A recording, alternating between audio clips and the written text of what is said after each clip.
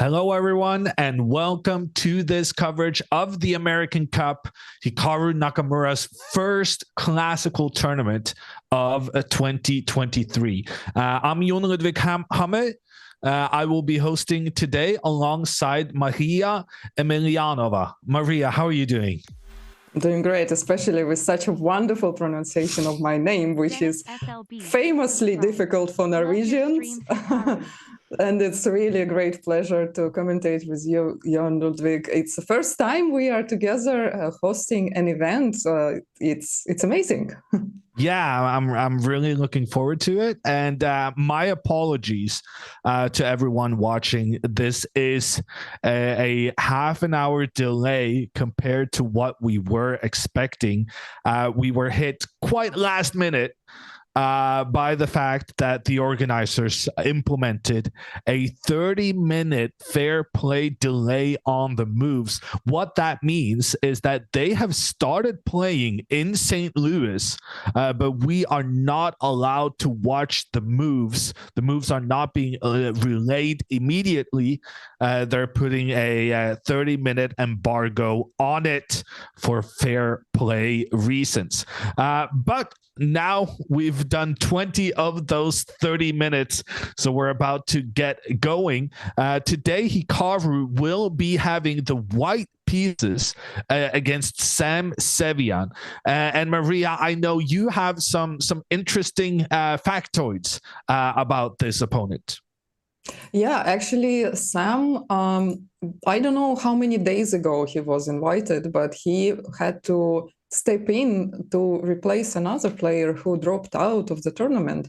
And Sam is not new to the American Championships. In fact, he was the youngest ever participant to be invited in the US Championship when he was just 12.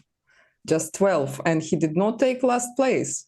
He actually finished ahead of a lot of grandmasters, and Sam broke a lot of American national records. He became the youngest national master, international master, and a grandmaster. He became a grandmaster at the age of just over 13 years. These days, it seems like a lot of time, but that's not the case, of course. It's really hard to reach such a title at all, let alone when you're just in the middle school. Yeah, 13-year-old grandmaster. That is some years ago, though.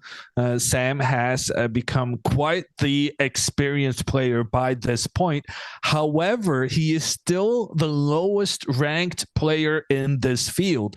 And that means in the first round, as this is a knockout tournament, he will be facing the biggest challenge, the number one seed, our very own Hikaru Nakamura.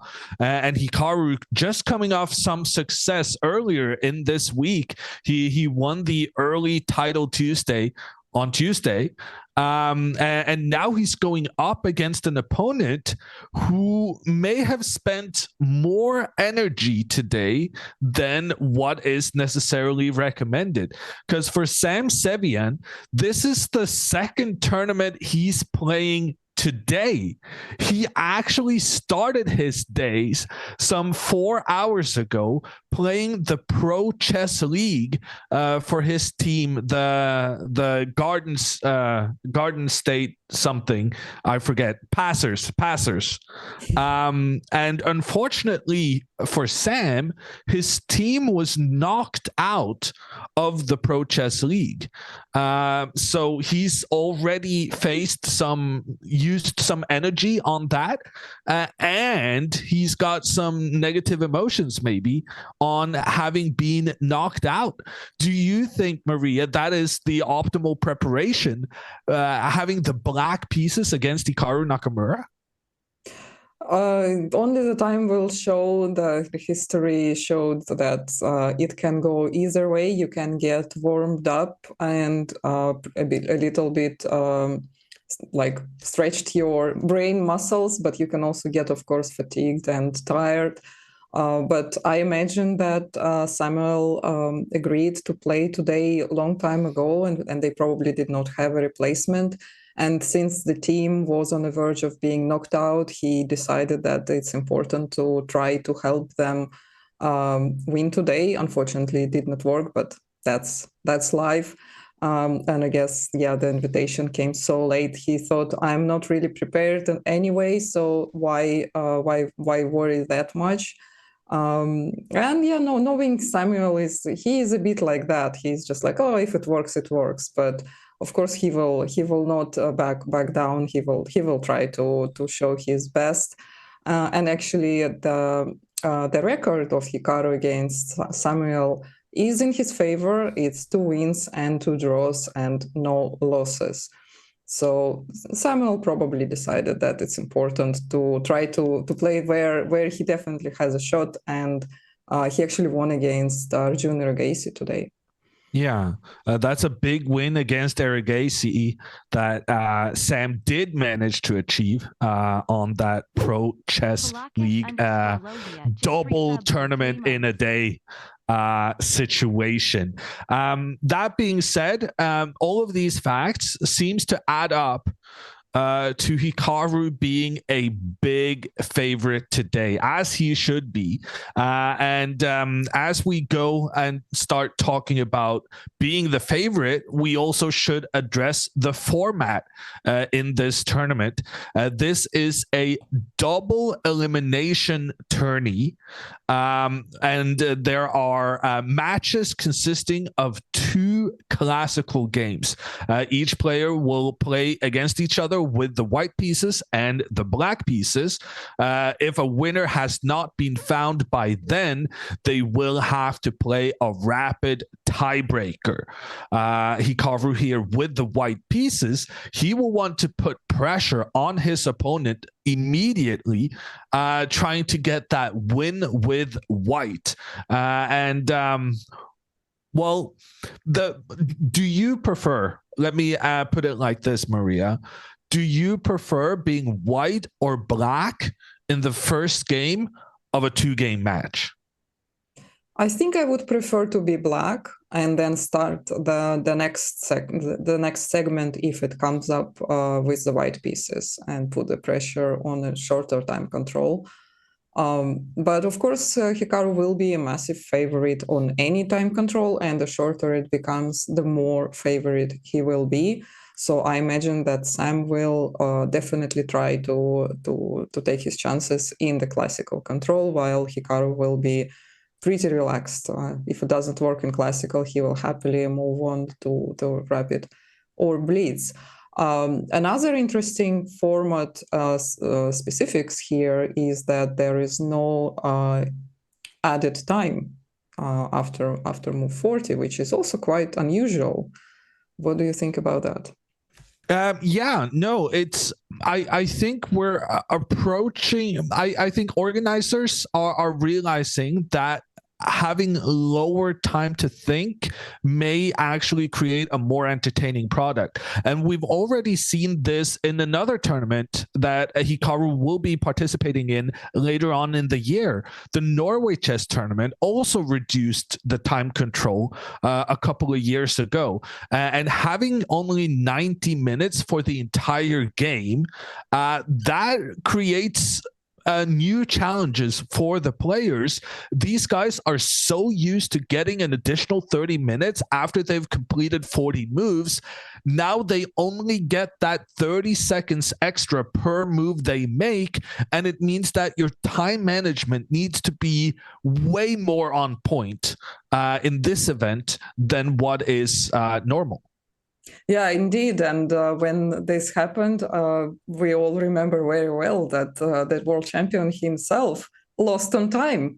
He was so used that because of specifics of the chess clock, they do not add the extra time immediately. They only add when you run out of time. So once 40 moves is finished, you press the clock, you make sure that on the screen it's 40 moves, and you then can go to the bathroom and then come back. And even if it runs out to 0, then you have your either half an hour or 1 hour, depending on the regulations, added. And so you just play. And Magnus was just letting his clock run out. He thought that it's all fine. And then he suddenly was informed by the arbiter, sorry, you lost the game. And that, of course, is super unusual to lose on time in a classical time control. That's how used they are. Yeah, I said in that situation, and I've said it many times also, chess players are very bad at reading contracts and reading and attending technical meetings with the referees, informing them of the time control and stuff like that. Not really a chess player's favorite activity, but in Magnus's case, he got to experience how bad that can turn out if you're not properly informed about the rules of the event. So to recap, probably here, someone was also fired. maybe.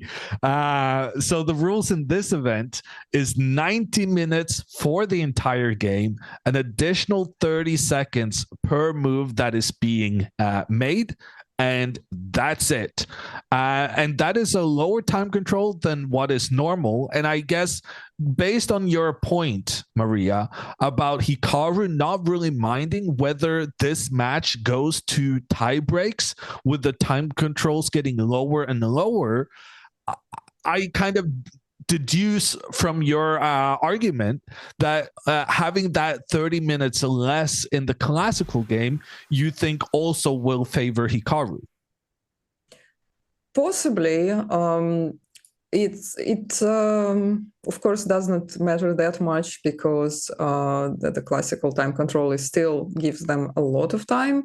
But of course, Hikaru is very well known at being really good at time management, at feeling it really well when to spend extra time and think in a critical position, and when to move fast, even if he has time. So in a classical game, it can also become crucial. A lot of players are struggling from not really knowing when to stop wasting time and how to go for a move, even if you are not entirely sure, but you're just happy with it.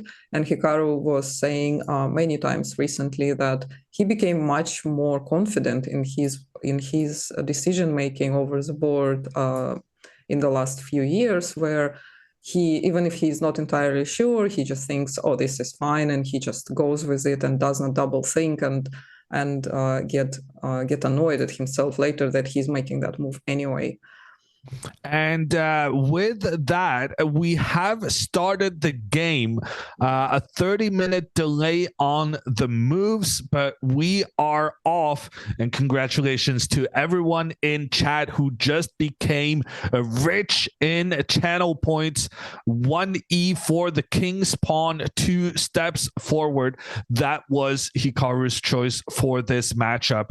Sam Sevian going with the king pawn as well. Only for that pawn to be attacked by the white knight. Are we expecting a Spanish opening, an Italian opening, maybe even a Russian opening? We are about to find out, because surprisingly, I would say Sam Sevian has spent some time on move 2, which is very unusual. Yeah, maybe he did think about the Russian. Maybe he thought, well, I don't think he would be expecting Berlin here, but yeah, hard to say. Maybe he just generally did not expect e4, but played e5 immediately just because he always does it. But then he needed to still think which way to go for. Yeah, Hikaru is also quite confused, it seems. He went for a walk. Oh, it seems actually like the moves are coming in a little bit slow. I suddenly got many moves in one go.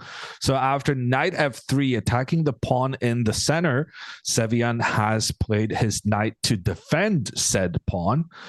Bishop out. This is the Spanish opening. It has been played since the 15th 1600s and is still popular to this day.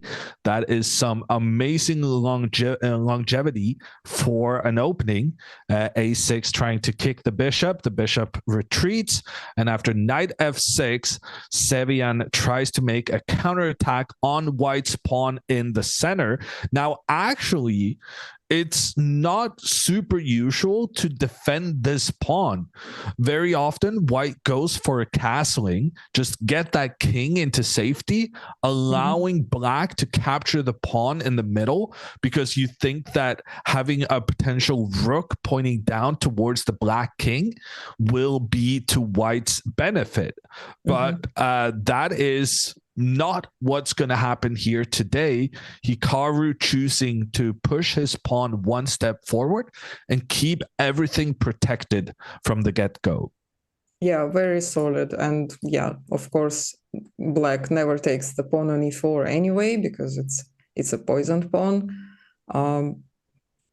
So what do you think about the no draw offer rule? It's called Sophia rules, and in many tournaments they put this rule in order to avoid quick draws or boring draws, as they are all called. But that tournaments are usually invitational round robins or double round robins, and it's usually 30 or 40 move rule. Here there is no draw allowed to be offered at all at any point, and you would think that if it's a knockout, there will be a lot of fight anyway. What do you think about this rule?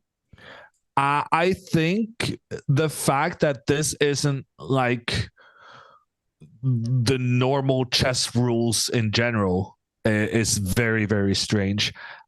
These days, I see absolutely no benefit to allowing players to offer a draw, because what will happen is that in positions where the situation is risky for both parties, sometimes they will offer a draw in the most exciting moment of the game, because neither player wants to risk losing, making a little mistake and losing. I would say banning the draw offer is not really about eliminating short draws, because if both players are interested in making a draw, it will probably end up in a draw. I think banning the draw offer is really, really good at avoiding those potentially very exciting games that peter out because both players are just too scared and not wanting to take risks. So I commend the organizers on this no draw offer rule, and I think, and this I have said for many years already, so I've already been wrong about this, but I'll be right at some point. I think this is going to be the standard for all tournaments within the next decade. That being said, we have had some extra moves here. Hikaru making this pawn chain, meaning pawns that defend each other up the board, has inspired Sam Sevian to do the same thing. So Sevian also getting those pawns protecting each other in the middle. And Hikaru here opts for this move c4, being very aggressive with his pawn placement, getting those pawns involved as high up on the board as early as possible. Yeah, we just said he played solid, and suddenly such a move, it damages the pawn structure, right? The pawn on d3 will become weakened like that, disconnected from the pawns in front, and not potentially not being able to go to d4 easily. What is the idea behind this c4 move? I guess the benefits of this move is that it prevents black from moving forward, either with this b5 move, the side pawn, or trying to get that central pawn further up later on. So I think it's a very interesting space grabbing move. you're basically saying to the opponent that I'm gonna try and cramp your position, and I'm gonna take one of those cobra boa constrictor chokeholds, and kind of make sure that you cannot move forward and that you're kind of just stuck in a slightly passive position. Mm-hmm. Yeah, obviously the center will be stuck, and as you mentioned, b5 is not possible, which is quite a common move in the Spanish structures. But will Black opt for counterplaying maybe on the king side with something like g6 and maybe f5 later? Yeah, that is definitely a very aggressive plan. To me, it's what the fascinating thing about the Spanish opening is that because they've played it since the 1500s, they've pretty much tried out every idea you could possibly think of. And I think part of the reasoning for why Hikaru is opting for this strategy is simply because he wants to play in a way that not a lot of people use. Mm-hmm. And as such, put more pressure on the opponent to have to come up with their own plans, mm-hmm. as opposed to just regurgitating plans that have been written about since the start of competitive chess. Yeah, of course, on such a time control, the player who manages to surprise his opponent first will be in a driving seat because, as you mentioned earlier, there is no added time after the time control, after 40 moves, so there is no time control, which means the players only have the given time originally, the 90 minutes, plus 30 seconds added after each move. So if you got surprised, you might get in severe time pressure, which you will never get rid of. We have a question in the chat regarding Hikaru's potential future opponents. It's Lunar asking, is Karana playing in the cup? And the answer to that is yes. This American Cup is filled with all the top American players, and Fabiano is certainly playing, and I would say is going to be one of Hikaru's, if not the biggest opponent for Hikaru in this field. So that is, I think, a duel we're going to be looking forward to in the later stages of the tournament. Yeah. Right now, the focus has to be to get through the first hurdle. The youngest grandmaster in U.S. history, it's Sam Sevian. Yeah, and I think it's safe to assume that Hikaru is set to play Fabiano if they both make it to the final, in the final, because they are two top seed players of the field. And even if one of them loses, there will be opportunities to strike back. This mm-hmm. is a double elimination tournament, meaning that even if you lose a match through bad luck, having a bad day, whatever the reason, you're still in it. You just have a way more difficult route to claim the trophy at the end of the day. Yeah, true. Or they might play the final twice just to double check who is the strongest. That would be my personal favorite. Getting two Hikaru versus Karana matchups, that would be epic. Yeah, that would be great.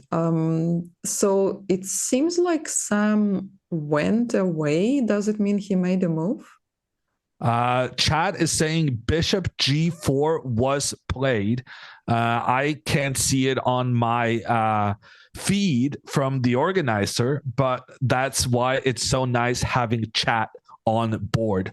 And this bishop to g4 move, this highlights one of the things you pointed out, Maria, that when you play the move c4 like Hikaru did, one of the major problems of this idea is that there are now no white pawns that can influence the d4 square. So Hikaru is committed to having that square controlled by the pieces instead. And that's why Sevian goes bishop to g4, because the only white piece having control of that d4 square is the white knight. And Sevian right now just basically saying, okay, you have a knight protecting here. I don't want you to have protection. I'm going to come and take that knight out. And that is precisely what he did. Hikaru poses the question, are you really going to be giving up your bishop for a knight? In general, bishops are considered better. And Sevian says, yes, I am. And he makes the trade. Hikaru takes back with his queen. Hikaru here early on getting the advantage of the bishop pair, but there's a clear concession he's made also. He has no pawn control of this d4 square, and now there's no knight to protect it either. Yeah, and black without the light square bishop now cannot really pose big threats for the chain of pawns on the light squares, which is definitely a progress for Hikaru. But now, of course, Samuel will, after doing a castle, he can play knight to d4 and potentially bring the other knight to defend it there as well. And that's probably what he is doing. Maybe knight c5 is the plan, knight d4, knight c5, then he can play knight c to e6 and make a replaceable knight. Yeah, and in general right now, this game has found its kind of theme, which is that white having the light squared bishop, which black does not have, having these pawns on the light squares in the center, white is having massive control of the light squares on the board. So what is Sam Sevian doing? Is he trying to regain control there? No, he's not. Instead, he's saying, you may have the light squares, I'm going to go after the dark squares instead. And he's trying to maneuver his knight to this dark square c5. He's trying to maneuver the other knight to the dark square d4. And all part of this is the control the black pawns in the center are giving to those dark squares. Because, yeah, they are standing on dark squares and then having really good control to an area of the game where Hikaru is not really influencing.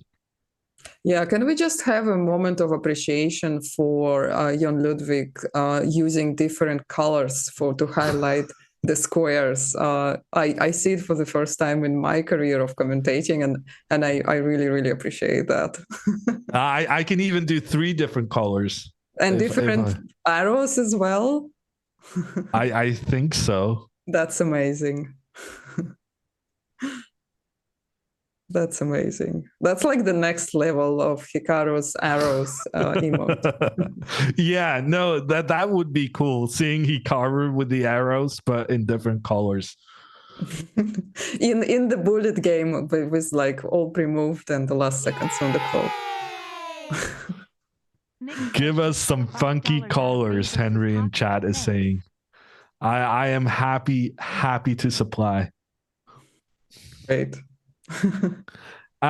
So to me, it seems like Hikaru is making his moves very quickly. And of course, this is still very early in the game, but Hikaru has an 11-minute time advantage at this point. Now, 11 minutes is not a lot by a long shot, but it does tell us that Hikaru is still in known territory. He's probably still in a position he has analyzed with his chess engine, while Sam is thinking. And this is a very uncomfortable position to be in when you're playing your game, when your opponent is just making their moves immediately and you don't really know what's going on. You're sitting there, you're thinking, oh gosh, he has everything figured out. Now I need to be very, very accurate just to survive the opening. And while you're trying to be very accurate, that translates into spending a lot of time. So right now, Hikaru is up by 12 minutes. I'm going to make the prediction that in the next 40 minutes, that time advantage for Hikaru will have increased to 30 minutes more on the clock. Because yes, Sam has spent more time so far, but the fact that he's still spending time and that Hikaru is playing so quickly, that's going to make it even more crucial for him to kind of find the right ideas in this phase, which is time consuming. Yeah, for sure. It's psychologically difficult as well. Not only you're playing against the favorite of the tournament, also you were a last moment replacement and did not have any time to prepare, even if theoretically you were told that you might get. It's still a mindset that you need to be in prior to such an important event. But also, since there is no added time after the 40 moves, it's safe to assume that 12 minutes probably equals to 25. If we were talking about the time control that is more no more common to the tournaments like this, where another half an hour at least is added after 40 minutes. Yeah. And I think that half an hour, and especially how you don't get extra thinking time once you make your move 40, I think that's going to catch some people by surprise. It's one thing knowing in advance, okay, I'm not getting more time after move 40, but these players, their chess brain is so used to getting that additional time. So even if you tell it, no, you got to play quicker, you can't get as low on time as you're used to. You can try and tell yourself that, but at the end of the day, it's difficult to get the mind out of its kind of normal what it's used to. It's like when you are used that it's spring in March and you know that it's snowing and you put a scarf on and you get dressed and you still get shocked when you come out and in the middle of March it's winter, right? Yeah. Completely accidental reference, right? Kind of. I'm sure we have a lot of Americans who are struggling with the sudden winter these days. Yeah, no, in Norway as well. There has been some heavy snow the last couple of days. It's rough out here. Yeah, no, I stay now on the south of France, and I went to Germany for 5 days. And I forgot my scarf, and I thought like, it's fine. Like, how cold can it be? And it's like 15 degrees colder. Yeah, and for those Americans in chat wanting to know how much 15 Celsius is in Fahrenheit, we have no earthly idea. And you may want to get on the Celsius scale like the rest of the entire world if you want to understand our temperature references.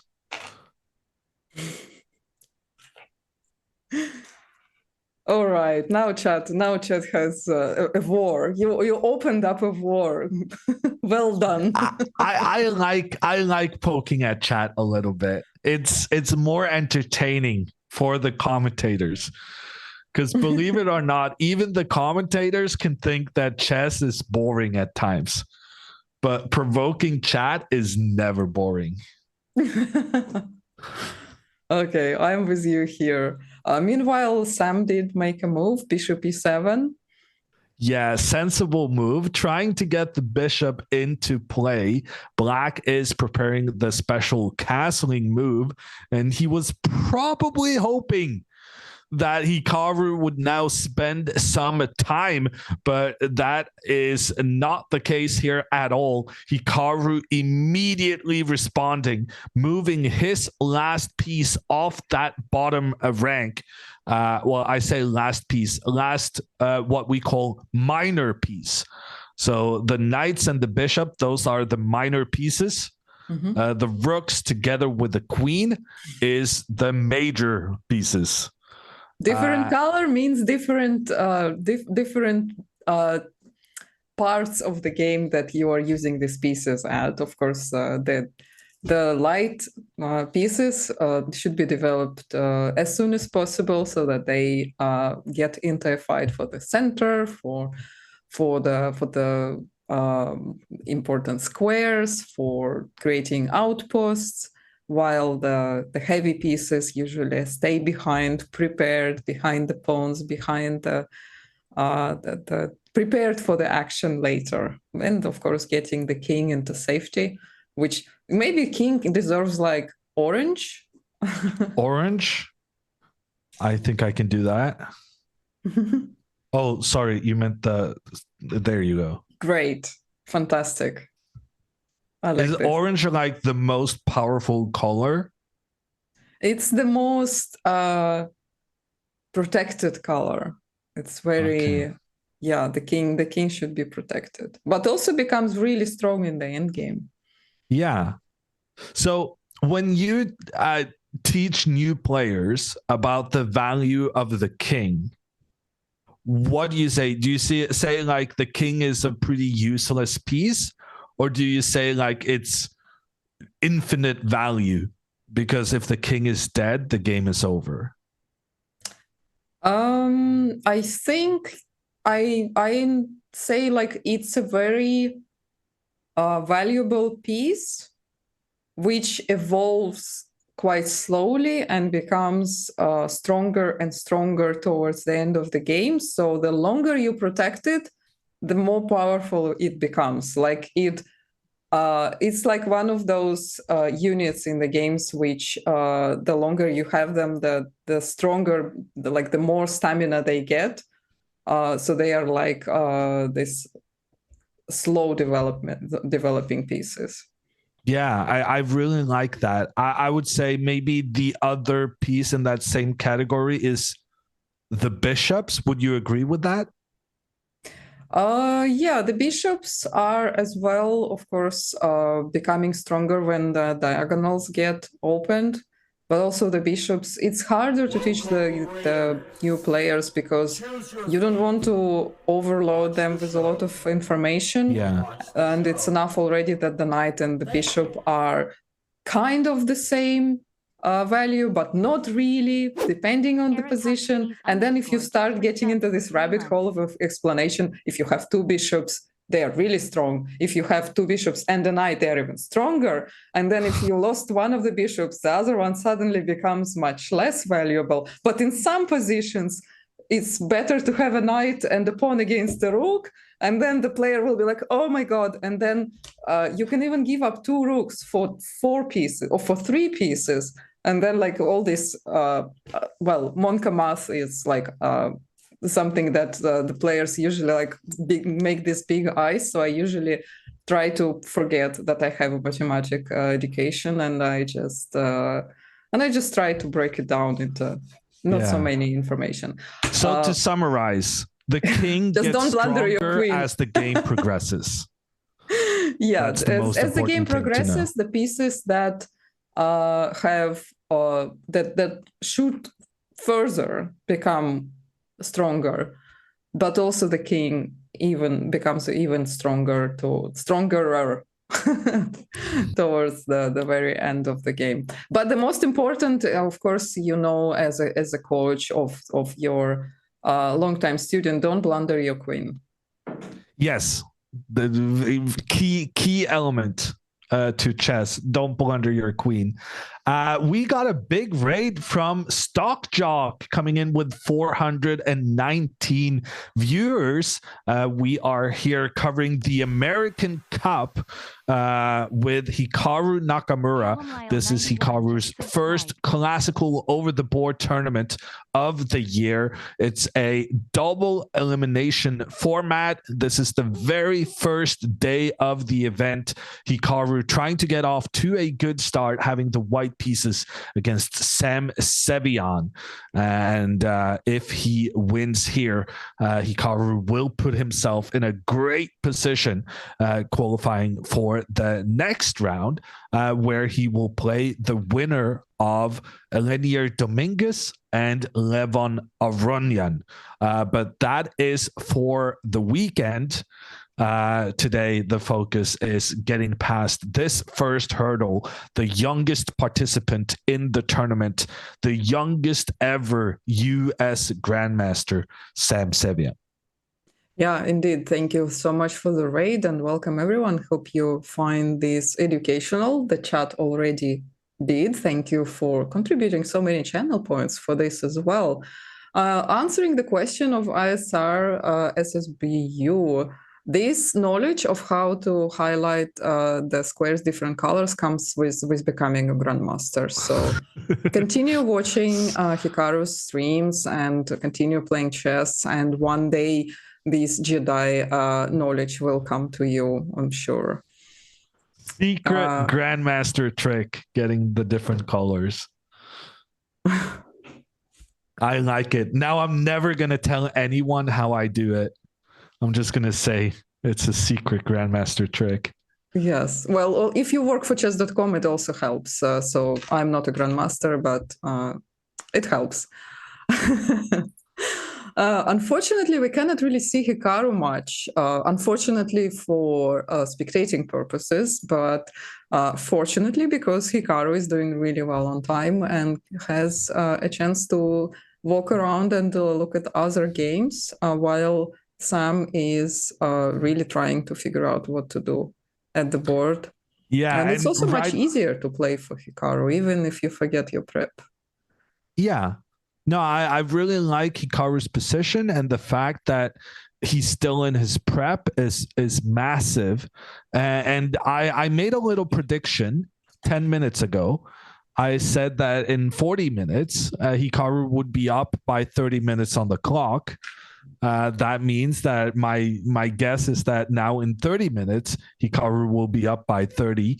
And it seems like I have undershot the expectations, because right now it's looking as though Hikaru will get this 30-minute lead on the clock within 15 minutes. And that is, it doesn't have to mean that much, but I think it's more a tendency of how the players are feeling.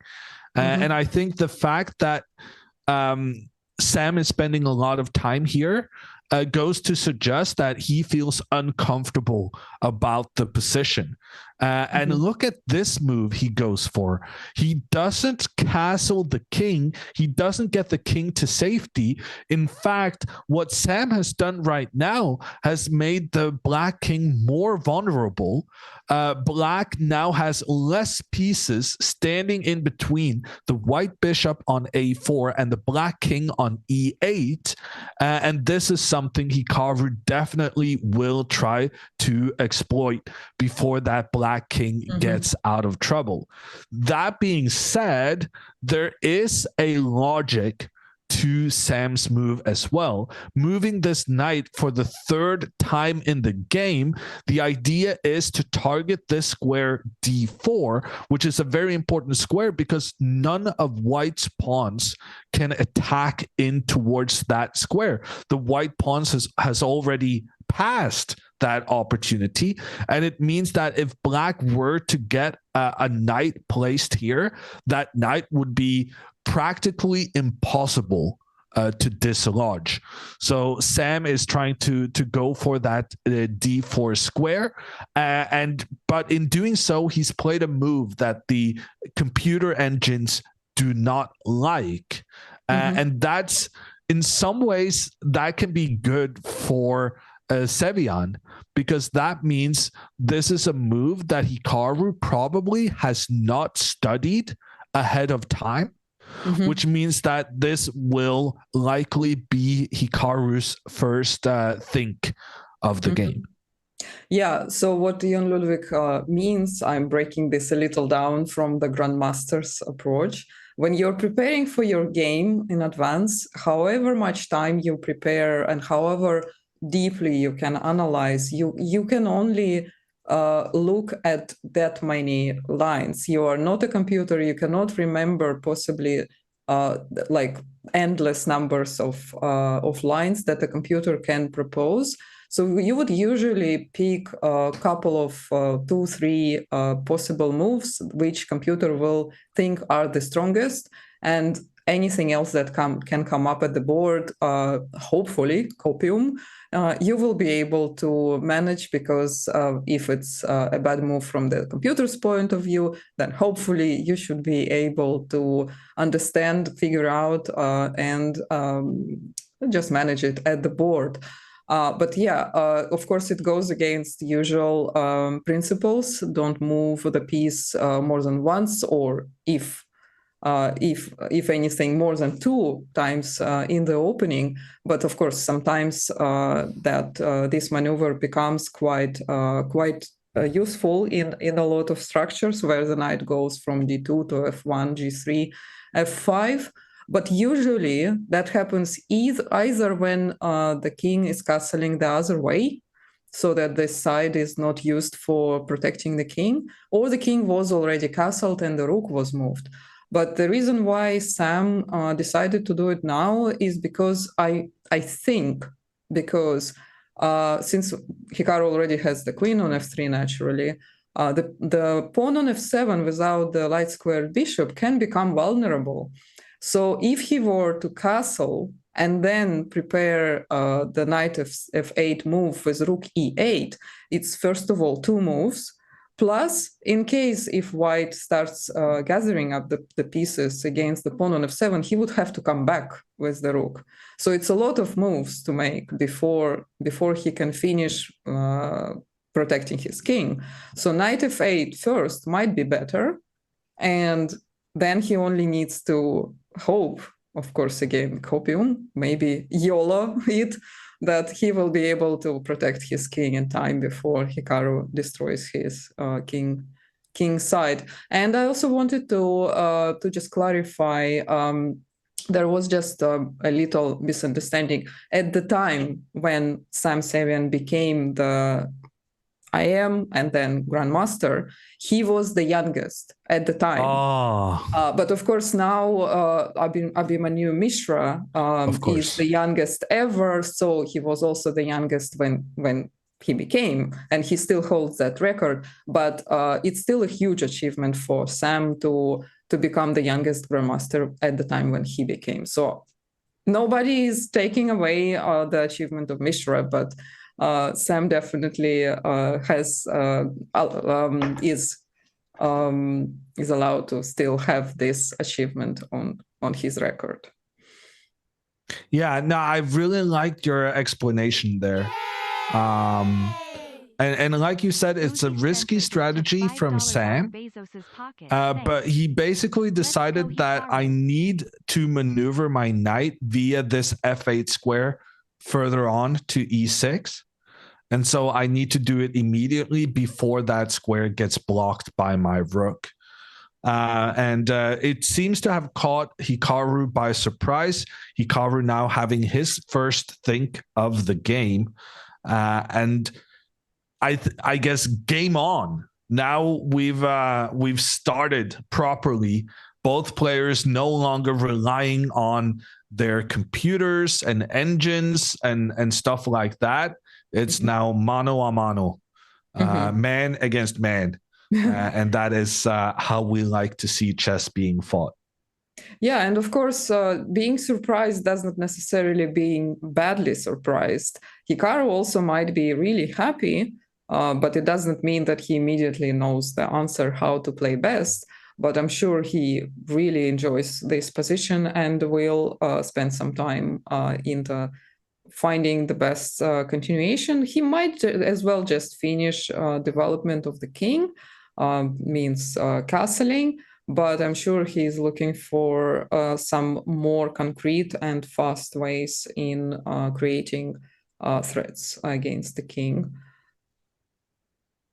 What do you think he might be looking at? Well, number one, castling the king, getting the king to safety. That is definitely a possibility. I think the fact that White's bishop now is pointing down on the black king, that gives you some extra options that you want to consider. For instance, this move pawn to d4, that could be a good idea. Because now if captured and captured back, previously you couldn't do this with a knight, black knight pointing in towards the white bishop. But because this knight now is being the only protector of the black king, that means you have some extra leeway in that regard. Hikaru kind of combines two ideas here. Hikaru goes for the move knight to e2. That was the number one recommended move by the computer engines. So Hikaru says, yes, I would like to push my pawn forward in the middle if given the option. But if I do it immediately, then my bishop will be vulnerable to an attack from the black knight, forcing my bishop to go back again. And so Hikaru says, yes, I would like to push this pawn forward, but I would also appreciate not getting pushed back immediately. And that is precisely what this knight to e2 move achieves, because now after knight e6, the move black so obviously is planning, then you can push. And when you make the trade, white has the extra option not to use the bishop, but rather use the knight. And we get into the same sort of situation as the one we saw earlier, the only difference being that the white knight on c3 and the black knight on f8 has disappeared off the board. And this is very much in Hikaru's favor, because now Sam Sevian missed out on the opportunity to kick White's bishop out of its commanding central position. So very, very good play from Hikaru, and we see the moves coming on the board rather quickly. This is not because it's an easy position, but it's rather that the moves they're playing right now are the obvious continuations of the plan they already made previously. So knight e6 played very quickly by Sevian, and Hikaru then follows up by pushing forward in the center. Yeah, indeed. So now if the trade happens, Hikaru can recapture immediately. He could also take on c6 first, but he probably will keep the pressure. I'm just explaining because, of course, all of our viewers know how to use the engine and will wonder if bishop to c6 is a good move. It's not bad, but there is no need to go for that option immediately. He can always keep the pressure on. But if Sam will decide to save his king first, then c6 will fall and the pawn will be lost as well. So he will have to take. It's all going to be forced from now on for a few moves. I guess. Yeah, and we very early on we said that Hikaru could have an advantage having the two bishops. So having the two bishops working together, being able to cover both the dark squares and the light squares, that can be a powerful force. However, we also said that the bishops are kind of pieces that become better with time, which is not an obvious statement, but there's a sound reasoning behind it. Namely, that as time progresses, we get more pawn trades. And bishops generally get better and better the fewer pawns are on the board, because with fewer pawns in the way of the bishops, they get to showcase their long diagonals in a much, much better way. So right now, one of the main assets that's happening in this position for Hikaru is the pressure between the two central pawns. And this is, of course, something Hikaru planned. This is why he went for this way of playing, because he wants to make the trade. He wants to get into the situation where this white bishop in the middle is so powerful, pointing down the board in two directions. And then we can compare it to the black bishop, which is only pointing in one direction, and it's pointing out towards the edge of the board, rather than having that access to the central square that white's bishop is.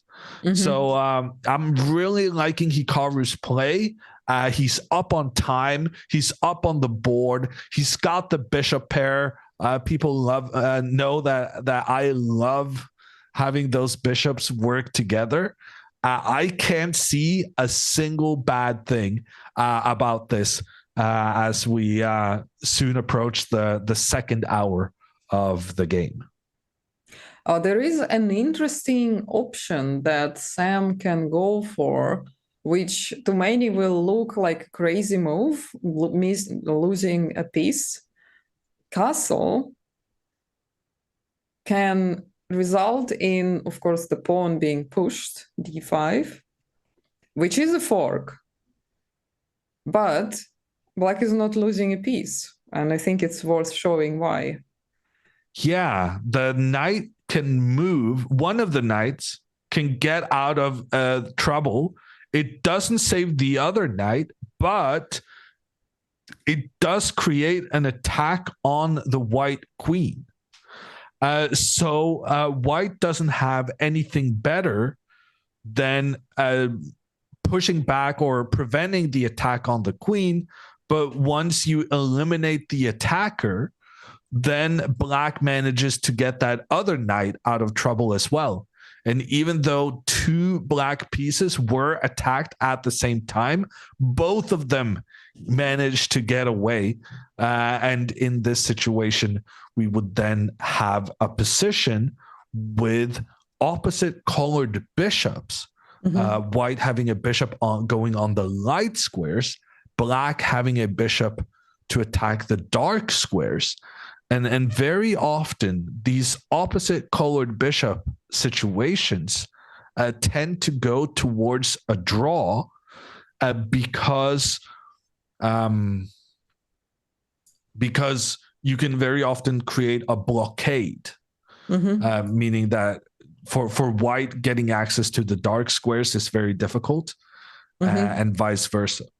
Yeah, even if black loses the pawn on d4, it's quite often will be not enough to win the game, because very often these two bishops will be holding the opposite pawns, and then at some point in the end game, bishop is being sacrificed for the pawn, and even with the bishop, you cannot win the game because the pawn will be of a different color. From the promotion square will be of a different color from the bishop, which makes it not enough to win. So this unlikely, of course, will happen because Hikaru does not have to play d5. It looks nice, but since it does not win a pawn, there is no reason to do that. So if castle happens, there are many other options that he can go for. Well, I would say not many necessarily, because the black pieces have really lined up against this white pawn. And now that the king castles, there's no longer the pressure from the bishop down towards the black king. So now this knight is free to move. If Hikaru doesn't want to go for the fork, he may have to trade off his bishop for that black knight creating the threats. Yeah. And then he can play d5, which already does not let the knight to jump to d4 anymore, because then black will lose a pawn. Yeah, so d5 would be a potential follow-up. But on the other hand, then you're trading your pawn for one of the opponent's doubled pawns. So the more I'm thinking about this, the more I'm starting to realize that castling is by far black's best move to create difficult decisions for Hikaru. And as such, I'm pretty happy with being able to confirm that Sam Sevian has in fact not castled his king. He has captured the pawn in the center, allowing Hikaru now to bring his knight up. And I'm going to go as far as to say that that was a mistake from Sevian. He had an opportunity there to create some counter chances for himself. Instead, now he's just voluntarily going into a position where white's pieces are clearly better placed than their black counterparts. Well, on the other hand, he's trading more pieces than in the other variation with the castle. So maybe that's the reason why he picked this option.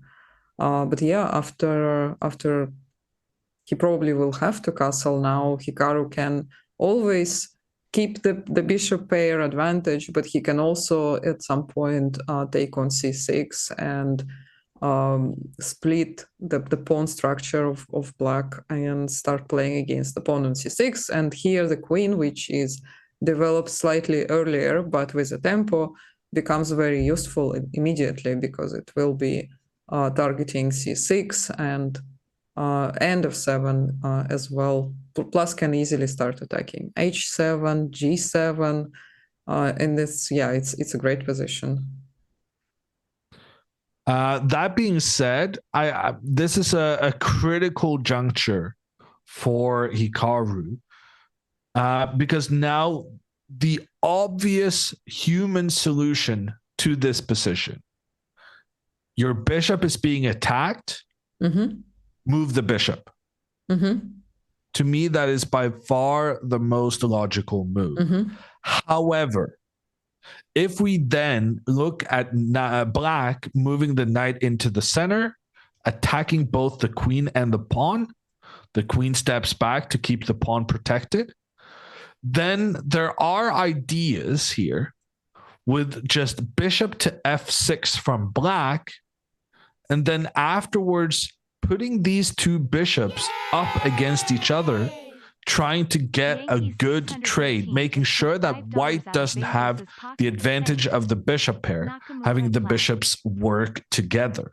And notice how the white bishop on the edge of the board, this bishop is placed on the light squares, just like the majority of white's pawns. Very often, we do not like having our own pawns block our bishop's path. And that could be the case in a position here. If a trade is made, this white bishop doesn't have that much of a future because it can't attack black, because black is mostly sitting on dark squares. Instead, if it goes passive, then it sees itself being blocked in by its own pieces, its own pawns. So that might be why Hikaru should, in this position, actually give up the bishop for the knight. A controversial trade, but one that may be necessary because the future of this a4 bishop is actually not that bright. Yeah, indeed. And there was a question if you don't want to trade the bishops to place it on e3. Well, the problem is that the bishop on e3 doesn't really do much, while the bishop on f6 will be quite strong, defending the king and also attacking b2 square. And later as well, the knight will go to e5, attack c4. And yeah, this position is not suddenly that good, and the computer agrees with us. You can see from the evil bar that it slightly prefers even black. Suddenly, all the problems are behind, and the worst is over, and they can suddenly create some pressure on the white pieces. So yeah, this is the first critical moment for Hikaru, indeed. So one of the big benefits of having this bishop on d4, it's not only that it's pointing down on the black king, it's also that this bishop is preventing black from going. So let's say we make the trade and then castle. We're preventing black from going bishop f6, in that going for this trade now will lead to black getting what is known as isolated doubled pawns, which is, it's bad. Being isolated is bad in general, including in chess, and being doubled is I would say is bad. I'm thinking about Dumb and Dumber, and they didn't really enjoy being conjoined at some point, at least. That's maybe the closest thing to a doubled human we can get. Oh, touch grass reference. Maybe it's too old of a reference. Maybe I just discovered right now that I'm old. Hikaru does make the trade. Wow, good play by Hikaru. He understands that there are special circumstances here in which giving up the bishop was absolutely the right decision. He takes out the black knight, black recaptures, and now a very tricky situation. We need to formulate a plan for the future. White has the better placed bishop compared to black's. White has the better placed queen compared to black's. White has the better placed pawns compared to black's. But sometimes having all these small advantages is not enough in itself. And Hikaru is going to now search for a plan to make the position even better for white. Yeah, there was a suggestion to consider a long castle. And I normally would be slightly against this because of the opened B file. So black has doubled pawns and weakened pawn structure. But at the same time, they get a semi-open file, which allows them to create some attacking chances on the king, push the pawn on A file, put the rook on B8, put the queen on B7, and so on. But because white has the bishop, such a powerful piece to defend b2, this is probably fine. And then he can start attacking on the king side. So it will be opposite castle attack. Yeah, it's always fascinating when the kings end up on opposite sides of the board. Very dynamic. Yeah, no, this would be a wild move from Hikaru, but it is the kind of thing he's capable of. And getting the king away from the center means that the next rook can get in as well. The first rook pointing now down on the black queen. There's some good logic to this move. And one of the plans here would be to just get this rook over on the left side of the board as quickly as possible. The more I'm looking at this, the more I'm thinking, wow, castling queenside, that could be the move, but that would also be a very unorthodox one. Like you mentioned, it's not normal to castle when you don't really have pawns close to your king on that side. Yeah, it is indeed quite unusual. At the same time, they don't have that many pieces left. And I will actually have a question to you. But I wanted to ask, we have a lot of people saying, why are they playing 2-hour chess? How many viewers we have who are watching a classical game being commentated on the internet for the first time? How many people are here not really from chess, or they only watched Hikaru playing Blitz before, or like fast time controls? Wow, that's insane. So we have like hundreds of people who are watching this type of time control for the first time ever. That's incredible. That's just blows my mind, because we grew up playing such games every day on a regular basis, maybe like 100 games a year. And it's just normal for us. For us to play Blitz all the time is becoming more normal now, but it was not like 10 years ago. There was almost no online chess. That's how chess is changing now. It's just incredible. Yeah, very, very cool. And I do hope that those of you tuning in for the first time to a classical event, I hope you're able to see some of the charm in it. Because we had a discussion at the start of the game how that there's a reason why most of the tournaments are getting lower and lower on the time usage and the time allotted to the players. And I am certainly in the category who believes that getting lower time control is good for chess because it increases entertainment value and for viewers such as yourselves. But at the same time, there is, I guess it's something nostalgic, like Maria is describing, right? That classical chess is what I grew up with. And so it still holds a big place in my heart, even if it is very difficult to keep commentary going when the players spend 15 minutes and sometimes even more on a single move. Yeah, indeed. We are now getting so used to watch like 100 games a day being played on stream. It's normal.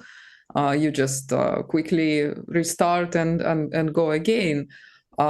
For us, I guess it's easier because we are used to this time control. So it does not bore us. It does not make us want to just switch it off and go away. If the game is interesting, we can watch it for hours. But we're also used to analyze games for a long time. We like the players used to be able to analyze one game for a few days with each other. There was correspondence games even, and I'm sure a lot of people in the chat don't know that. You would have needed to see the Queen's Gambit in order to have even a small glance at how it was. But even there, it was already quite narrowed down to just a small, maybe 1 or 2 games being adjourned. But yeah, it used to be normal to play a game for a few days. Imagine. But it also trains patience and realization how responsible you are for every single move. Because imagine you play the game for a few days and then you just give it up with one move. Yeah, no, that's rough. That's gotta be, and it has happened. It has happened to people, but fortunately not to me. We did get a move here. It was not the move we were hoping for, castling the king, but it was a a half related move. It's half move. It's half of the castling to the queen side. Hikaru decides that his king belongs in safety on the right side of the board, but he did like the opportunity to get the rook into the center. So he played the rook to d1 without having the king jump over on the opposite side of said rook. And I saw someone in chat commenting, good move, prevents black from playing c5. And that is very much one of the main reasons why Hikaru went for this. If black now tries to push their pawn forward to chase that powerful white bishop back, then the bishop will not retreat at all. That pawn can be captured by the bishop, because now that the white rook is in position, capturing the bishop will allow the rook to come in, take down the queen, and then white is up by a queen and a pawn for a rook and a bishop, which will be enough to win the game. So pawn to c5, that plan no longer available to Sevian, and he's going to find some other way of playing. I would say rook to e8 makes a lot of sense, trying to get your rook pointing down on the white king. Yeah, and of course c5 was not only for the idea to attack the bishop and to chase it away. Black is really suffering with a lack of space, and the coordination of the pieces is not yet established, because they cannot connect the rooks easily. The only move is queen d7. They would like to get some activity for the bishop, to get some more squares that the bishop can control. So to play c5, especially with the tempo, chasing away the bishop, and then to play c6 would be great, because he could then at least move the queen to b6, to c7, maybe to reroute the bishop to c7. There are some options, at least. It's not great. The position still looks, I would say, pretty awful. But at least it would be some progress, some flexibility that he could get. But without being able to play c5, I really cannot see any plan for black. Yeah, I'm actually looking at the engine's suggestions, and I would say the engine is suggesting a very controversial move. The move being suggested, taking into account a lot of the stuff you just said, Maria, that white's bishop is so much better than black's bishop. The black bishop is struggling to get into the game. The black queen is struggling to find a good placement. The computers are fixing this by suggesting the move bishop to f6, which to me is shocking, because I really care about how the pawns are working together. And right here, you're allowing white to make a trade, which then will ruin black's pawn coordination. Black will recapture with the queen. White will make that trade. And after this, black has doubled pawns on both sides of the board. Black also has a lone side pawn on both sides. Those can become a problem in long term. And yet the computer engines are saying this is black's best option. And I guess that just means that black's position is pretty bad if you're so desperate to trade off queens and trade off bishops that you're willing to get into this kind of pawn situation. Yeah, indeed. Do you have this expression when you talk about this type of pawn structure, that it looks like a fence? I've never heard that before. Or like a hedge? I'm interested in where it's going. No, it's just it just looks like a lot of wooden like bars just standing, like in a garden where you would be just protecting from animals from entering. They are not connected. They just standing in the ground, and they have no connection between each other. So these pawns give me the same impression, and I remember. Is this a Russian chess saying? Yeah, more like Soviet school. Yeah. Okay. Yeah, no, I've never heard that before, but I'm intrigued. The Russians do seem to know something about chess. We have some obscure, ways of bollards. What are you saying? Well, someone suggested bollards. I don't know if that. Yeah, the defense. Oh, I thought you were still saying Russian phrases and whatnot. Yeah. Yeah, I guess, yeah, the fence is kind of like.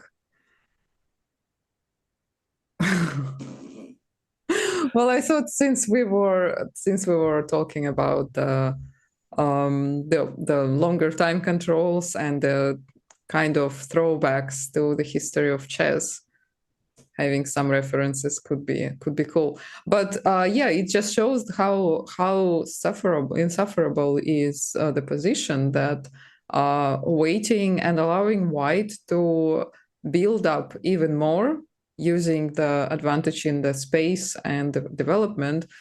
Sam is risking to get into probably the same decision making later, but with worse consequences. Yeah, good point. You may have to just go for the trades immediately before Hikaru manages to coordinate more of an attack. That being said, it's very difficult for a human to voluntarily give yourself pawns like the ones we just witnessed. Instead, rook e8 is on the board by Sevian. He wants to have this rook pointing down on the white king. Right now, Hikaru's next move is a no-brainer with the rook pointing down towards the white king. That king needs to get out of trouble before the trouble even starts. Castling here 100% the move Hikaru is going to make. And in fact, we can see on the cameras that he's already made it. And while then we give Sam Sevian some time to think about his next move on the board after Hikaru here has castled, we're going to stop by and check some of the other games going on in this American Cup. We have 4 games in total going on in Hikaru's section. This is one of them. It's Fabiano Caruana, the number 2 ranked player in this tournament, and presumably one of the biggest challengers for Hikaru to win. He is playing against Ray Robson, the chess.com puzzle rush phenom, and it turns out Ray can do more than puzzles. He can also play quite decent chess, and in this situation, Ray actually has an extra pawn with the black pieces. Caruana in return has some nice pawns in the center, controlling things there, but the engine's assessment is that the extra pawn black has on the side of the board is in fact giving black the superior chances in this matchup. Yeah, it's quite an interesting unorthodox position, a very interesting position for the black queen on e8. It kind of castled itself between the rooks. I really cannot estimate what, like, I don't know which side would you pick to play with? I would pick black 100%, but it has been said that I am overly and that I'm greedy. Materialistic? Yeah, I'm greedy. That's just the best way of saying it. I see a pawn, I take it. If I can take a free pawn, I'm not gonna think twice. I'm just gonna take it and then make you prove why you've given away this pawn for no good reason. And as such, I quite like Ray's position here. He has an extra pawn. The onus is on Fabiano to prove that he has given up that pawn for a good reason. And even if this game ends in a draw, to me, it feels like Black is the one putting some pressure just through the fact that you're up a pawn, so the opponent is feeling like, I got to be careful that I don't lose with the white pieces in an elimination format. Losing with the white pieces here would be devastating for Fabiano, then needing to come back with Black in the next one. Yeah, for sure. It is a very practical decision to go for a pawn, and it's not just an extra pawn, it's also a passed pawn. But at the same time, as Chad rightfully mentioned, Black's development, well, it's not really development that they are behind it, because the pieces are developed, the light pieces are developed. It's the positioning of the pieces. It's kind of an awkward position for a queen. The rook on f8 is not doing anything. The pawn on c6, I would say without the pawn on c6, Black probably would have had a little better position because they would have more space to maneuver through. But I also feel like if White is quick enough with e5, bishop e4 idea potentially, they can create some really dangerous attack on the king, and having the knight so far away, I'm not sure if it will be easy to defend it there. So it's quite double-edged position, but I agree that on the long term, the black side is better to pick. Okay, whether it's enough for a win or not, I'm not sure. Yeah, next up is Wesley So with the white pieces against Sam Shankland. Shankland has the two doubled pawns in the center of the board. So these two pawns are kind of blocking each other, standing in each other's way. Lots of trade has been made. Neither player has a single bishop remaining. Engines saying that Wesley has the upper hand here, but at the same time, Wesley has been using of his clock quite generously and is down 30 minutes on time. So Wesley ahead on the board, behind on the clock. That is the status there right now. I think in general this is a fairly even position in on the board. Yeah, indeed. Wesley might have just a slight advantage with having the pawn on a5, just controlling slightly more squares, but it's more or less even. And yeah, I guess we will come back to it a bit later to see how it evolves. Yeah, and that leaves just one last game, and that is the game between Levon Aronyan and Linear Dominguez. And in fact, this, I would say, is the most interesting matchup because the winner of this match will face the winner of Hikaru's match. And here, once again, this seems to be the day of the doubled pawns. We saw doubled pawns for Ray Robson. We saw doubled pawns for Sam Shankland. We've seen doubled pawns for Sam Sevian. And here Dominguez joins the doubled pawn party with having two on the same file here, kind of standing in each other's way. Speaking of standing in someone's way, the pawn on f5 also blocking the black bishop from exerting any pressure on this board. That being said, Black kind of has the advantage with the advanced pawns controlling pretty well in the center. So Dominguez is basically saying, I'm willing to have one bad piece in order to have 3 good pawns. In fact, this bishop is like a pawn at the moment. But yeah, the doubled pawns here work quite well for Dominguez. He can always push f6 and cover up the e5 square and g5 squares. You're right, the bishop also becomes more maneuvering. He is not gonna push the pawn yet, because of course we all know, right, chat, that the pawns don't go backwards. Once you moved it, you have no way back.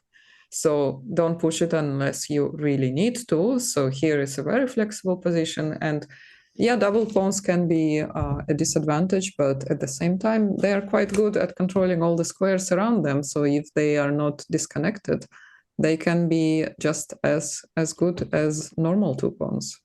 So that is the status for all the games going on. In general, it does seem as though Black is doing okay. No one with a big advantage to speak of. Actually, in fact, the person with the biggest advantage so far may be Hikaru.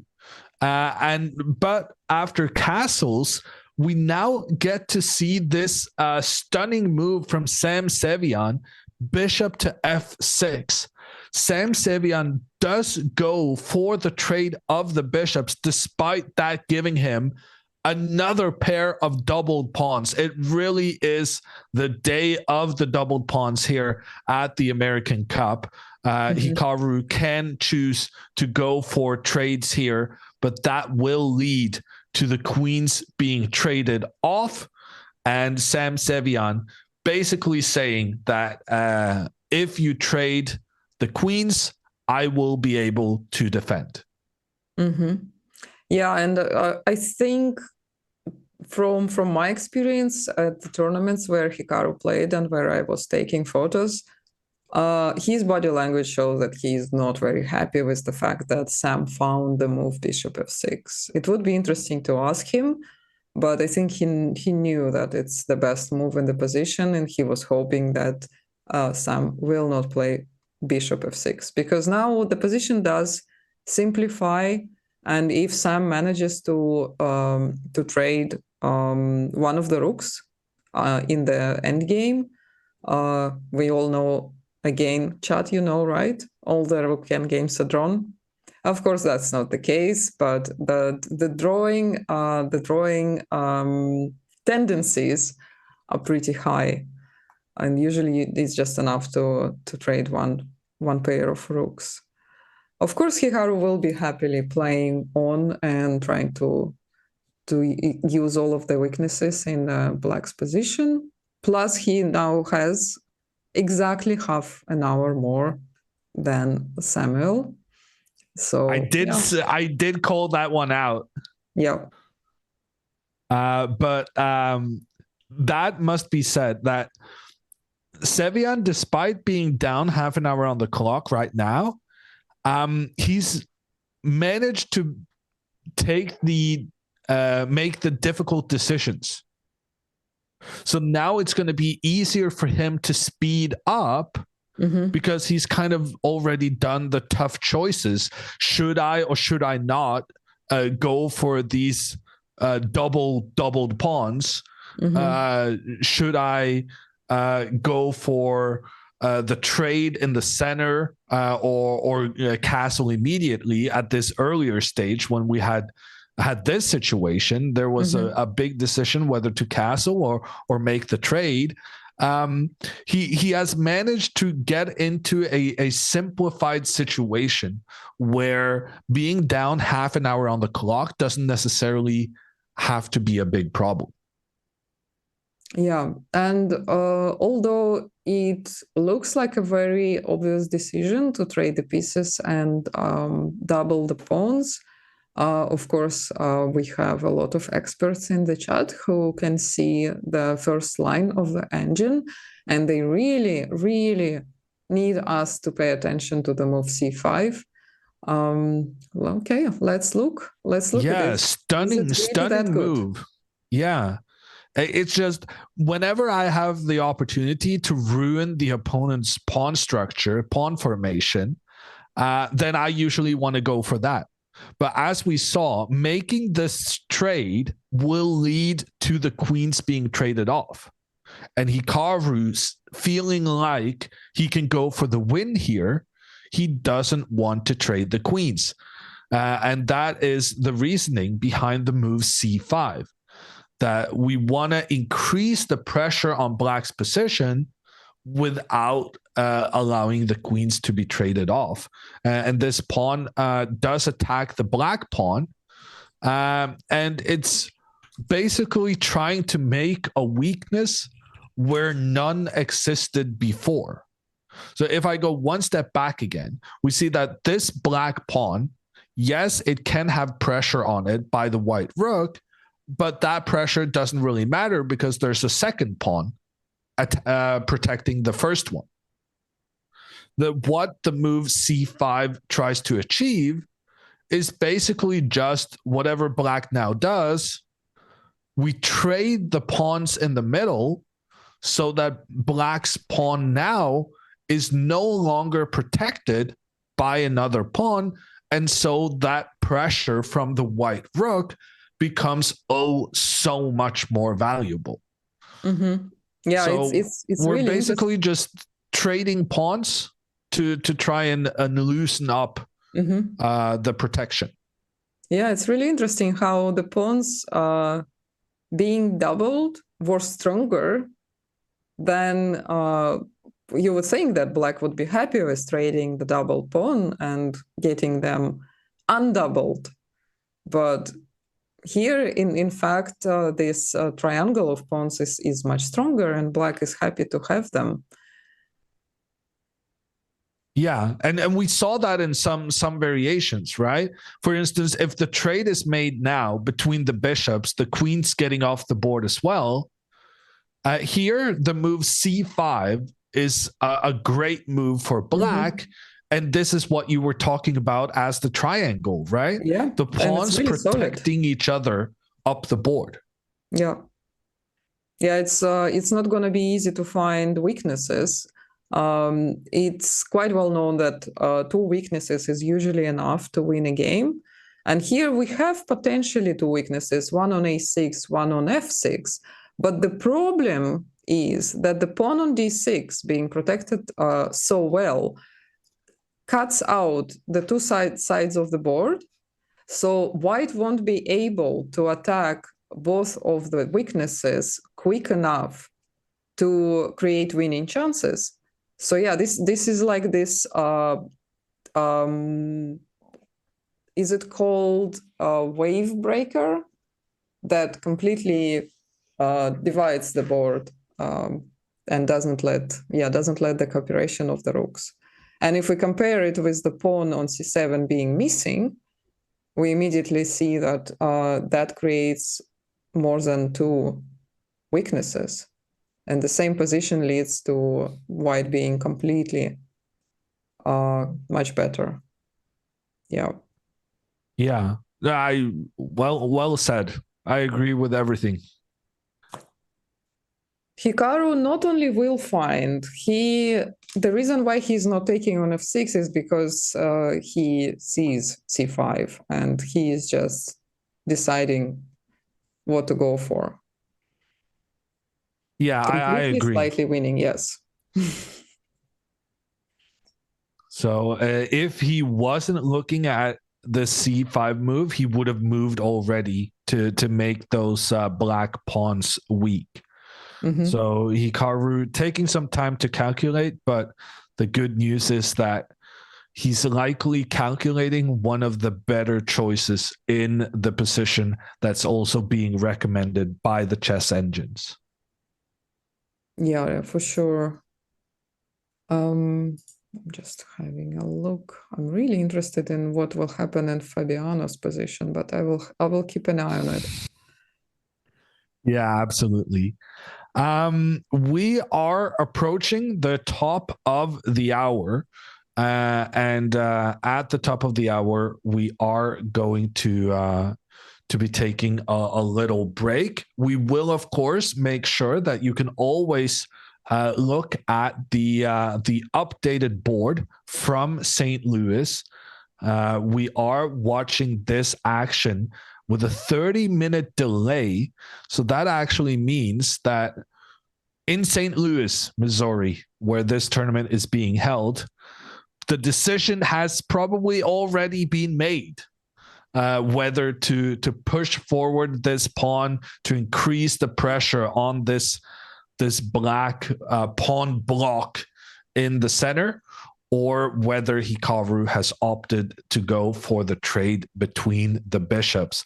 We being having the fair play delay to make sure that there's no chance of moves being relayed to the players at the venue.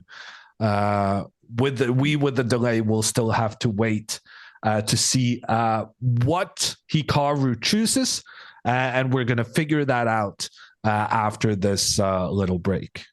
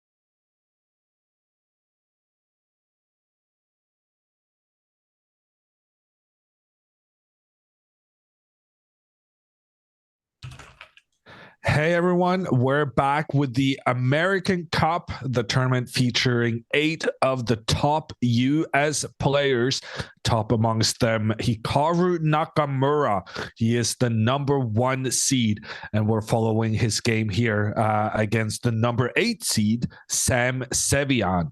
I am Jon Ludvig Hammer. I am joined by Maria Emelianova, and we have had a big development in this game during the break. Maria, C5 played by Hikaru. Yeah, amazing. And I saw how excited was Chad because, of course, that was the best option according to the engines. And Hikaru also came to the same conclusion. I think he actually spent the longest time thinking on that move. That Yeah, was a definitely big long think yeah. from Hikaru. 17 and a half minutes, the longest think he's had by far in this game. But it was a good moment to spend that time because he found the right move to put pressure on the opponent. Sam Sevian responding pretty quickly and moving his rook up, clearly trying to give extra defense to the pawn, which Hikaru then had attacked on the previous move. Yeah, indeed. Now the question is, does Hikaru take on f6 now, and he does. Yeah, I guess we got the answer, but to me, this is a surprising answer. Because notice how the black rook did not only offer extra protection to the black pawn, it also offers extra protection to the black bishop.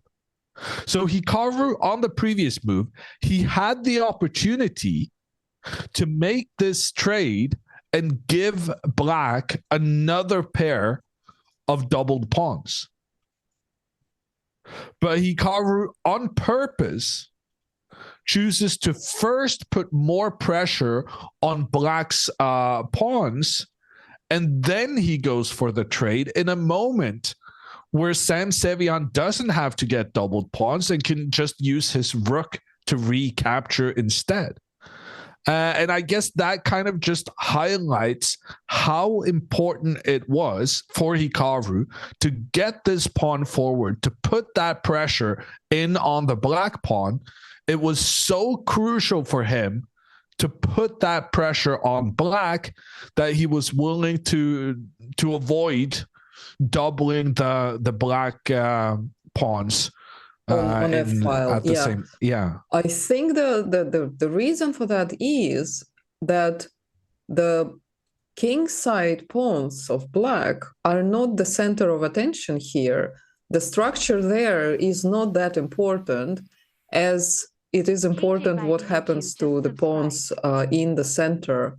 So the fact that white has enough time to set the rooks on d file, to double the rooks on d file and create this very difficult to defend position for black. The rook on f6 will be cut off from its sister on the 8th rank, which means the rook on if comes to d8 will be always subjected to a pin, to a very deadly pin on the d file. And getting the rook back will be very difficult. So the position will be really awkward to defend. And I'm even already thinking about some motives with potentially sacrificing the pawn via e5 to open up the d file and infiltrate on the 7th rank. And you can see from the engine evaluation chat that we just sacrificed the pawn, but it looks like an even position from the evaluation. And of course, what I'm saying is just completely random thought. Of course, it's not going to happen right now, but you can see how just how uncoordinated are pieces of black that even with the pawn down, white is not worse. Yeah, and in fact, one of the recommendations of the engine in this analysis position we've reached, the engine wants to go f3 with the same point that Maria just made. We're giving up a free pawn in order to try and invade with our rook thereafter, giving black what in Norway is known as Swedish pawns, what in England is known as Irish pawns, and I guess in the US this is Canadian pawns. The tripled pawns, unable to protect each other, standing in each other's path. It's not a pretty sight. So in Europe, it will be Brexit pawns. I think that's a fair assumption. Yeah. I think it's very accurate. I didn't know that. So yeah, the point remains that actually this pawn on c5, even if black could capture that pawn, it wouldn't help the situation. In fact, maybe it just made things worse, because you then get the tripled pawns all on one on the same file, and you give the white rook some opportunities to invade. And Hikaru making the trade between the bishops has got Sam Sevian thinking, because Sevian was like, okay, now my rook is protecting the bishop. Now this trade is not going to be that much of a problem. And then it turns out, actually, maybe it is. Maybe the pressure the white pawn is now putting on black's pawn structure, how the black pawns are working together, maybe that was so much more important than whether or not black got another set of doubled pawns on the king side, on the right side of the board. Yeah, it's possible that they retaking on f6 with the pawn, despite having a rook, to be able to do that is even better. But yeah, maybe he's still gonna do that, but yeah, no, it doesn't really feel optimal for black in either case. Like here, you don't really voluntarily want to give yourself these bad pawns, but like you said, if the rook recaptures, which was kind of the main point of black's play in the preceding moves, then this rook is kind of misplaced and not contributing how it should be. Yeah, it's really strange how black. It looks like they get time to do things, but the position only gets worse. We've got a move on the board. Sam Sevian has opted to go for the queen trade, putting the queens up against each other. Now a big moment for Hikaru. Does he want to go for this trade? I'm going to say yes, he does, mostly because if he doesn't go for the trade, he needs to spend time moving his queen while the black rook and black queen are putting pressure on white's position. So I see no other option here but to go for the queen trade. And I do think that from the video feed, no, Hikaru hasn't moved yet, but he's gonna take that queen, and that is the top engine choice. Yeah. And he looks quite satisfied with his position at the moment. I like how they decorated the club. I have not been in the club for a while, and I think this is a new setup that they made. It's quite nice to have all these images behind the players. Yeah, agreed. All right, so he is about to make a move. Yeah, he's still taking his time. But zooming in on the board, we can see that the queens are standing up against each other. And now I need to talk because I'm watching on the Twitch stream where things are happening before before I talk. And it did in fact seem like Hikaru was reaching out for that black queen to make the trade. We're going into the end game. Hikaru not up by a pawn, but he does have lots of pressure on the black position, even so. Yeah. And we still have a lot of people asking, why is the game lasting so long? Yes, if you're coming from the modern era of chess and you only started following chess recently, you are likely only used to see the games that last maybe 6-7 minutes at top, maybe 10. But this is a classical format. It's actually, it is quite shortened classical format. It's probably one of the quickest classical games that we could see, because the format does not offer any extra added time after 40 moves, and Hindi takes on f6. But this is the format on which Hikaru actually grew up as a chess player. He's been playing in these formats for 2 decades, and potentially might be playing again. Candidates tournament, which happened last summer in Madrid, was even longer time control. And the World Championship match, which will be next month in Kazakhstan, will be even longer than that. They have 2 added time controls, and they start with more time. They start with 2 hours of the clock. And that games sometimes last up to 8 hours. So yeah, prepare, maybe get a more comfortable chair and some more drinks. But yeah, prepare for long journeys in this tournament and also next month if you're planning to watch the World Championship. And with that, we've also gotten confirmed that the trade between the queens has been made. And notice how Sam Sevian is not moving instantly. He is actually considering giving himself voluntarily doubled pawns, thinking that, well, then at least I still have my rook pointing in towards the white pawn in the center.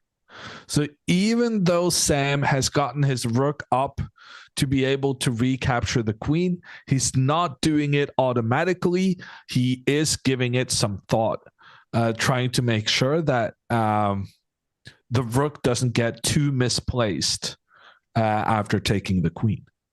Yeah, indeed. Let him rook. This might be another crucial moment for Sam to go for more for a better structure of pawns, or to hold on to this one tempo that he will have with rook attacking e4 and probably forcing white to play f3 and waste one move. Yeah, this might be really important. But on the other hand, that rook can first capture the queen and then go back where it came from to attack the pawn in the center. So, I mean, giving yourself horrible pawns with the only benefit being one little move, it feels like when you have the option, you should use the rook. But Sam still taking his time. The engines, this is worth noting. The computer engines are estimating Hikaru's advantage to be approximately the value of a pawn. Mm-hmm. And that is pretty sensational in this position because they have traded so many pieces. There's only 2 rooks and pawns and a king left for each player. And they have equal number of pawns. So it should be saying this is equal, this is going to be a draw. But because of the poor positioning of black pawns, the engine is feeling quite optimistic about Hikaru's chances. And so am I after seeing this latest move Sam Sevian does in fact voluntarily double his pawns when he didn't have to, chooses to take back the queen with the pawn. The benefit of this is that the rook is still putting pressure on white's pawn in the center, but Hikaru takes care of business quite easily. Hikaru just protects the pawn in the center. Hikaru doesn't care if Sam captures the white pawn, because then Hikaru knows that he can try and get his rook up into the attack. So in fact, Hikaru is here sacrificing a pawn, knowing full well that it will actually be advantageous for white if that pawn is captured with the rook getting into play. Sam Sevian continues quickly here with rook to b2, trying to attack a more important white pawn. Yeah, I actually tried running this position through a deeper engine, and with quite a long thought, it came to a conclusion that taking the pawn on f6 with rook or pawn is almost exactly equal. So there is no difference according to the engine whether to take with a rook or a pawn when it calculates for like 40 moves deep. Interesting. And of course, a bit shocking that Sam Sevian chooses to ruin the coordination between his pawns in this way. But like Maria said, the computer engines, which is the closest thing we have to the answer, the truth about chess, it said that taking with a pawn was fine under the circumstances. And Hikaru, this pawn to f3 move, I thought this was all about protecting in the center. And I do think that was the main part of that move. But after rook b8, trying to attack the white pawn on b2, Hikaru has showcased another benefit of this little pawn move. He played rook to f2, putting that rook on the square the pawn was placed previously, and that rook now contributing in the defense along the second rank. Yeah, a very elegant move. Usually you would see the rook going to b1 to defend on b2, or rook d2 and then double the pawns. But here, this move allows way more flexibility to white, because now the rook from d1 could potentially go to d3 and attack the pawn on a6. And he can also play the rook d3 and then later double the rooks via rook f2 to d2. So it's much more flexible than rather than if he played rook d2 earlier, leaving the rook on f1 quite passive. So knowing how to use your rooks and having them work together optimally, that is the lesson we're learning from Hikaru right now. And a reminder to everyone, what's special about this event is that they are not getting extra time after 40 moves has been played. And that means the 30 minutes Sam Sevian is now having on his clock, that's it. And his future is looking like it's going to be a very tricky endgame defensive effort. And that is difficult to pull off when you're low on time. Do you think the time situation will influence the result of this game? Or do you maybe think that Hikaru has just played this so optimally that he's going to win regardless of time usage? Yeah, that his future looking not so great sounded really dramatic, but I tend to agree with that, even though we are technically in the past by 30 minutes. But yeah, I think Hikaru is in a very comfortable position, and even if they had a similar amount of time on the clock without this 20 minutes advantage, he would still be able to put a lot of pressure. And I tend to think that Sam cannot save this position.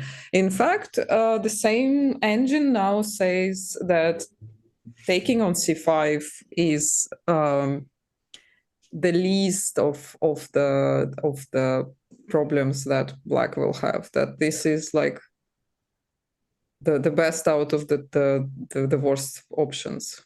And that's saying something, because once Black captures this pawn, yes, Black is going to be up a pawn, but like not a single one of Black's pawns are able to protect any of the others. Like not a single pawn can help out its buddy. Now it's real fence. Yeah, now I see what you're. Well, I would maybe like call it a pole, like fence pole or something. But I see what you're saying. These guys are just, they're blocking each other. They're not helping each other out. They're difficult to defend. They're not really being able to attack anything because they're not kind of marching together side by side up the board. Instead, they're not marching anywhere because more than half of the pawns are being blocked by its buddies. It's just a bad situation. Yeah, it does look like kebab, or you can also call it logs. Sometimes they call it logs in Russian as well. Yeah, so if that's the best move, I think it's very sad, right? Yeah, it's indicative of something being wrong. Yeah, something definitely very wrong here. It's definitely not the same extra pawn with compensation that is on the board of Fabiano against Ray Robson. It's completely different story here. Yeah, let's take a look. This is one of the other games currently going on in this American Cup, a knockout tournament where Hikaru plays as the number 1 seed, the number 2 seed, and as does the presumptive main rival for Hikaru, that is Fabiano Caruana. And in this position, Caruana is down a pawn. Black has an extra pawn. And what else is going on? Well, I think we only missed a couple of moves here. Yeah, I think c5 was already played. Right, c5 is where Ray spent a lot of time. It seems like he thought for almost half an hour. Goodness. Yeah, a critical moment in the game there, trying to go for pawn trades, trying to open up more opportunities for Black's pieces. In the moves preceding that, we see that pawns have been traded. Fabiano is putting pressure on this Black bishop with the knight and rook. And yeah, it's a complicated struggle, but one that is yeah, honestly, I'm not going to make any predictions. I can't really tell what's going on here. I still prefer Black's position because I do like the extra pawn. I think Fabiano is the one trying to kind of salvage the draw at this stage, but at the same time, I feel like it's fairly likely that Fabiano will succeed in saving the position. So I'm going to say this is a likely draw, but a very complicated and convoluted way of getting to a peaceful result. lots of action happening during the course of the game. We'll take this moment to check in with our other games of the tournament. Here we have Wesley So, the number 3 seed, playing against Sam Shankland. Sam also has these doubled pawns, much like Sam Sevian, the other Sam in the tournament. But that being said, there has been a lot of trades in this position. And even though White's position appears to be for preference, the engines are saying that the trades likely to happen at this point will lead to a draw. Also worth noting, Wesley, the White player, is down by 30 seconds on the clock. And when you're down that much time, you're very often more peacefully inclined, I think is the way to put it. Moving on to the last game going on in Hikaru's section. It's Lenier Dominguez playing against Levon Avronian.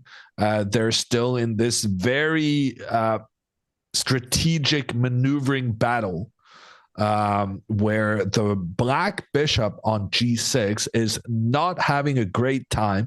This bishop is being blocked by pawns in every direction. And for that reason, White has the better game. Yeah, that bishop still looks like a pawn. Nothing changed there. By the way, it's worth mentioning that Wesley won a showdown against Sam Shankland just recently at Armageddon event in Berlin, where they all played in the American section of the Armageddon tournament. The format there was completely different. Not only it was fast, it was probably unforgivably fast for chess lovers, for those who are still from the classical era of chess, where having pieces running like flying all over the board and not standing on their squares, to me just feels like it just hurts my chess bones when I look at it. I don't know how you felt when you saw it, but that was, yeah, of course it was entertaining, but maybe slightly too entertaining to me. But Wesley survived and he won the event. So it shows that you don't want to go into blitz scramble with him. Yeah, and it shows that he's in good form, Wesley. So coming off that tournament victory in Germany just a week ago. In the meantime, we have returned to Hikaru's game, and as is standard for chess, nothing has happened, but the excitement, the tension is at an all-time high. Because right now, Sam Sevian is facing a very difficult decision: what to do about the pawn on d6. Will he capture a white pawn and give himself an extra pawn in the bank? Or will he allow Hikaru to make this trade, which may loosen up the protection of Black's forces? And yeah, this is a highly unpleasant situation for Sam Sevian. He's already lost today. Sam Sevian, this is not his first tournament today, fascinatingly. He played the Pro Chess League 3-4 hours before this game started. And his team, the Garden State Passers, they were knocked out of the Pro Chess League. And right now, it does seem like Hikaru is giving his countrymen another knockout with just stylish, I must say, stylish endgame play here to put pressure on the opponent. Yeah, so we can remind that the format here features a double elimination bracket, which means even if you lost one match, you still has a chance with one more. But of course, it limits your options. It puts you in a win or go home situation. So for Hikaru to win the first game, it's gonna put him in a really good position with needing just a draw tomorrow. Samuel only has 20 minutes left with 30 seconds increment after each move, but nothing else. And he just spent 10 minutes and still did not make a move, which is quite concerning for his fans. And yeah, he will be getting in a really huge trouble here. Even though there are not so many pieces left on the board, it's still going to be very hard to manage his time and needing to find good moves. We had a question from Dylan who asks, why is Black's position so bad? And in that, I kind of also take it that Dylan includes the fact that there's not that many pieces left, and they both have the same number of pawns. So how bad could it actually be? The reasoning for the problems is the pawn structure, how the pawns work together as a unit. Let's take a look at Hikaru's pawns to illustrate. Hikaru has 4 pawns standing next to each other. The pawn furthest back is protecting its buddies, and then they continue protecting each other up the board. This is pawns working together well. Then we have Sevian's pawns. He has one guy standing alone on the side, on the right-hand side, no pawns next to it, so that pawn cannot be protected by other pawns. So then, okay, the king is going to have to sit and watch out for that pawn all the time. Then we have another couple of pawns next to that, but they also have no pawns that can protect in from the side. And in fact, yes, even though they're 2, they cannot work together because instead of protecting each other, they're kind of just standing in each other's way. And so they're also going to need the king to protect these pawns. So Black's king, the Black king cannot contribute towards the center of the board. The Black king has to stay in this area to watch out for these black pawns. And then we get to the other side of the board. What about this black pawn? Well, that is very much like this situation. It's standing alone. It has no buddies next to it to protect. It's going to need constant supervision if there's a threat made on it. And then we say, okay, so this black rook is going to have to protect the black pawn. But it's not over. There's even more black pawns afterwards. And we are running out of pieces to defend. We're running out of pieces to protect all of these pawns. That's precisely the point I was trying to make.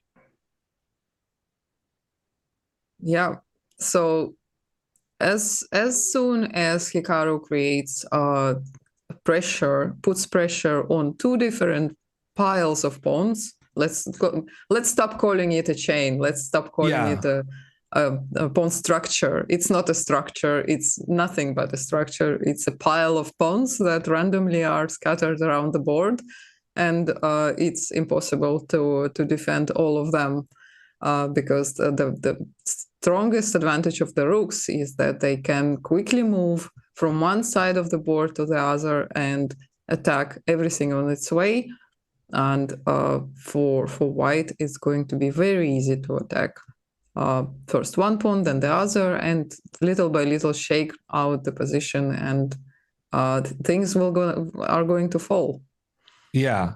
And actually, another comment I noticed in chat was from Sasas.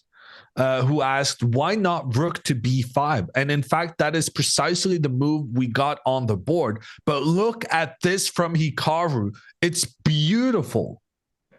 So rook b5, trying to put pressure on white's pawn, trying to say to Hikaru, oh, you have to trade with my pawn so that I no longer have the doubled pawns, so that my pawns are next to each other and can help protect each other.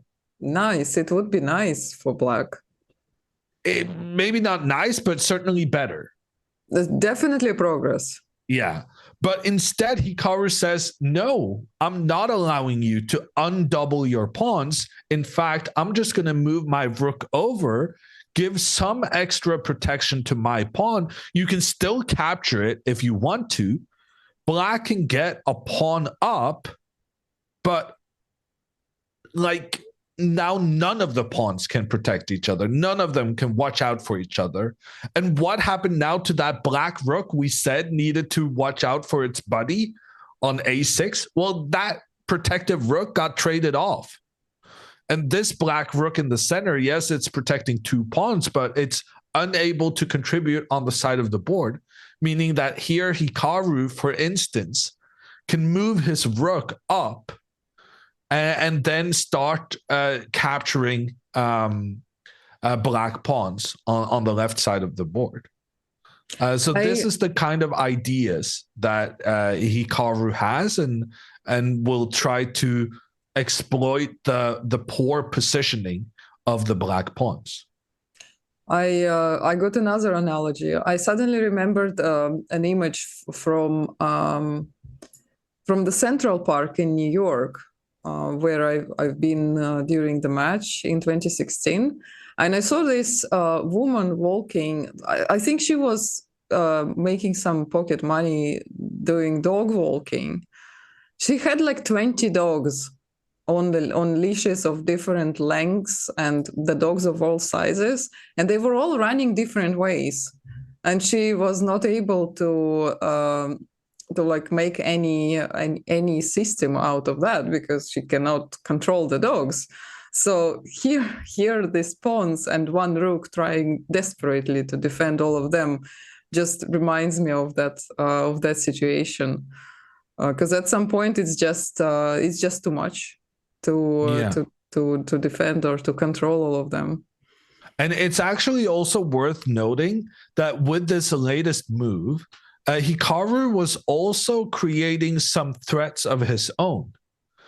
So here Hikaru was probably considering now making that trade between the pawns because he then had the rook in position to capture not just one, but two pawns right afterwards. Yeah. So that probably explains why Sam Sevian to take. Yeah, he has conceded the battle. He has conceded himself to kind of, okay, I admit it. I will have to accept these Canadian pawns. They're not looking pretty. Triple pawns, not a good thing. I thought since we're doing Hikaru stream, I'll call them Canadian. But yes, of course, Swedish pawns would be my my go-to reference for that monstrosity of a pawn pile, as you call it. And yeah, Hikaru now is down a pawn. And despite being down a pawn, the computers are super happy with his situation, because the black rooks are just passively trying to defend their own pawns, while the white rooks are on the long open files, ready to invade and start making threats. Yeah, and now Hikaru has a very wide number of options here. And the main two are, of course, the rook moves. One is to give a check on d8, and then move the rook to a8, attacking the pawn, the first victim. And the other one is to play rook d7 and attack the pawn on c7. And he can do it in any order. He can go for both options as well. If black defends the pawn with rook with rook b7, he can immediately capture on c5, which means the pawn is already lost this way.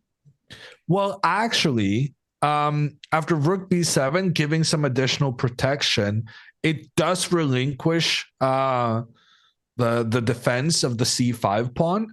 But at the same time, if white captures that pawn, we're leaving the protection of our pawn, letting the black rook go back into an aggressive position. So I'm not entirely sure Hikaru is getting back the pawn he sacrificed immediately, but I'm really liking this move, rook d7, like you mentioned. And I feel like black having to go rook b7 here kind of illustrates how black is just completely on the defensive, moving their rooks backward, moving their rooks to defend very, very weak pawns. I'm thinking this looks absolutely great for Hikaru. And if he ends up winning this game, I think it's going to be a classic, because this kind of outmaneuvering the opponent, going very early into a rook endgame with equal pawns, but exploiting the poor coordination between the opponent's pawns, that is such, like, it's textbook classic gameplay that could easily land itself in chess manuals in the future. Yeah, for sure. Some great rook endgame mastery here building up. Of course, it's worth mentioning that white doesn't have to take a pawn immediately, even if black offers it. And Hikaru can always first play b3, protecting the pawn on b file, and then having all the same threats again. He can also first infiltrate and play rook d7 or rook d8, and then play b3. So there are just so many options here. And I feel like b3 is such a cruel move to make. I really like it for the specific reason that after b3, you're like, oh yeah, you know, I have the ability for my pawns to protect each other. And black is like, the threat is, the threat is stronger jealous. than execution. Yeah, black is going to be so jealous that white is able to keep the pawns defending each other. Yeah, just to point out how completely unable your pawns are to defend each other. Just flex. Yes. Of course, he needs to be careful in case if black plays rook d6, because we definitely don't want to exchange the rooks. We don't want to help black regain coordination between the pawns.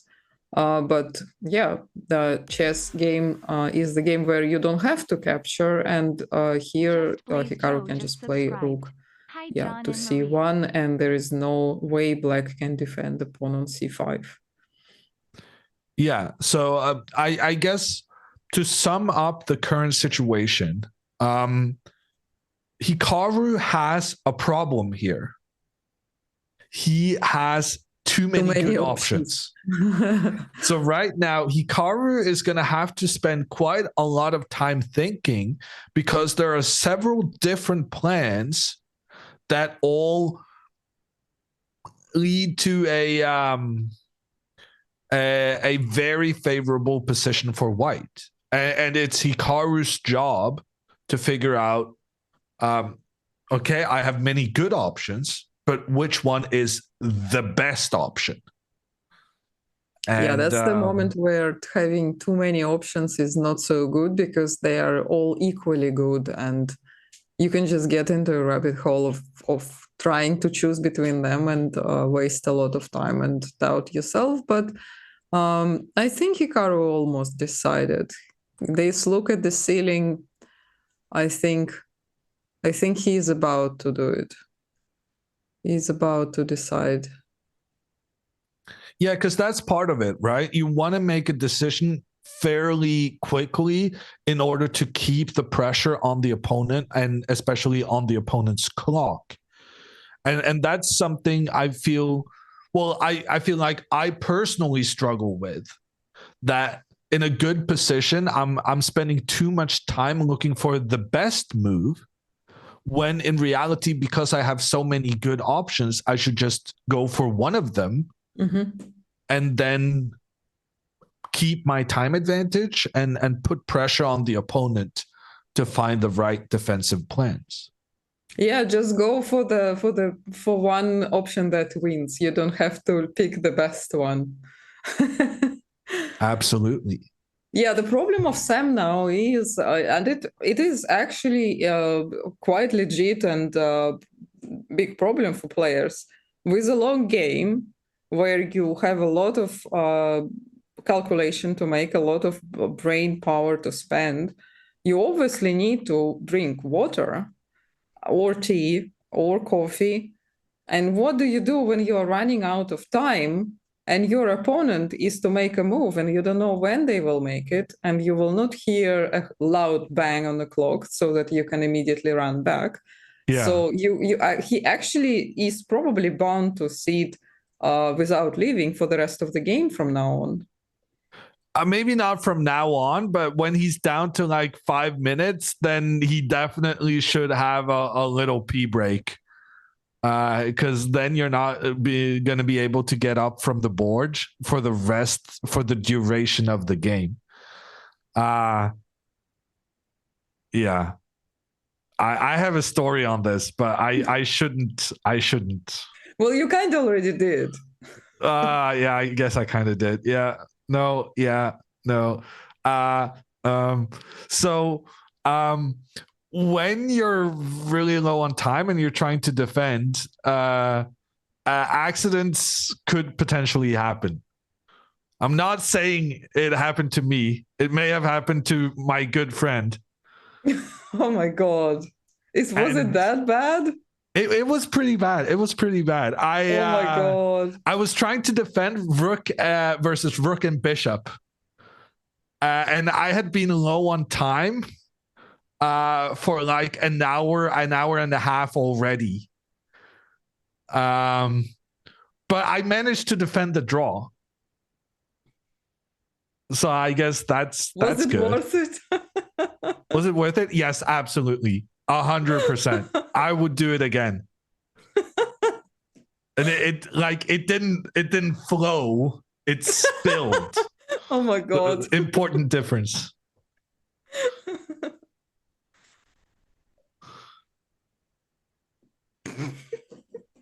Not sure we needed to know that detail. No, I think that's an important detail to the story. No, that's I think that's a crucial detail.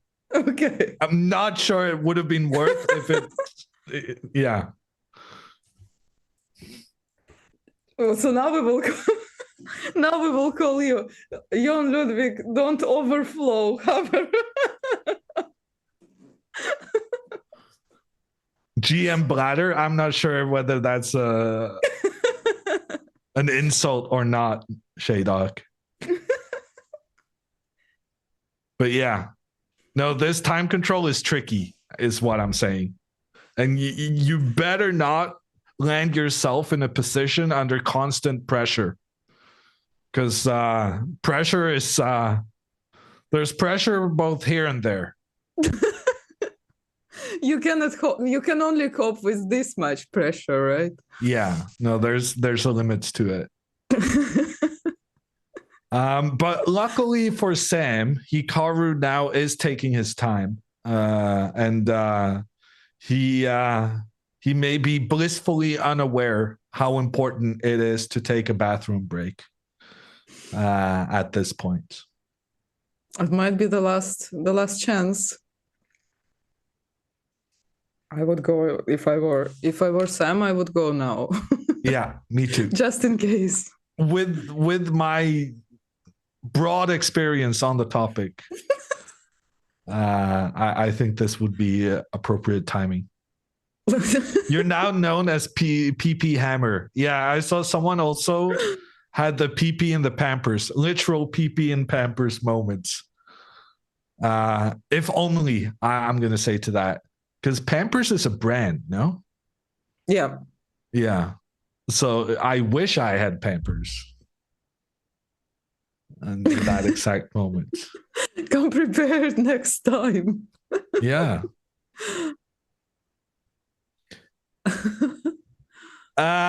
So anyway, we're gonna take a little break. And we'll be back with more action from the American Cup. This is Hikaru Nakamura chasing the win in his first game of the tournament against Sam Sevian.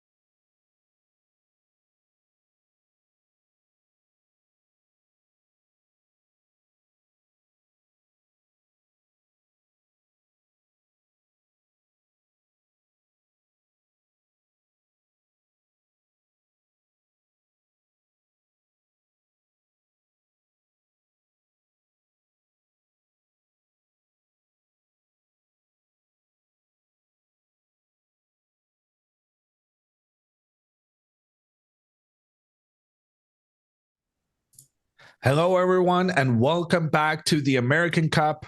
This is Hikaru Nakamura's first classical tournament of 2023. Classical means that they can last for hours, but we are approaching the end of this one. We're in a rook endgame where Hikaru holds the better cards.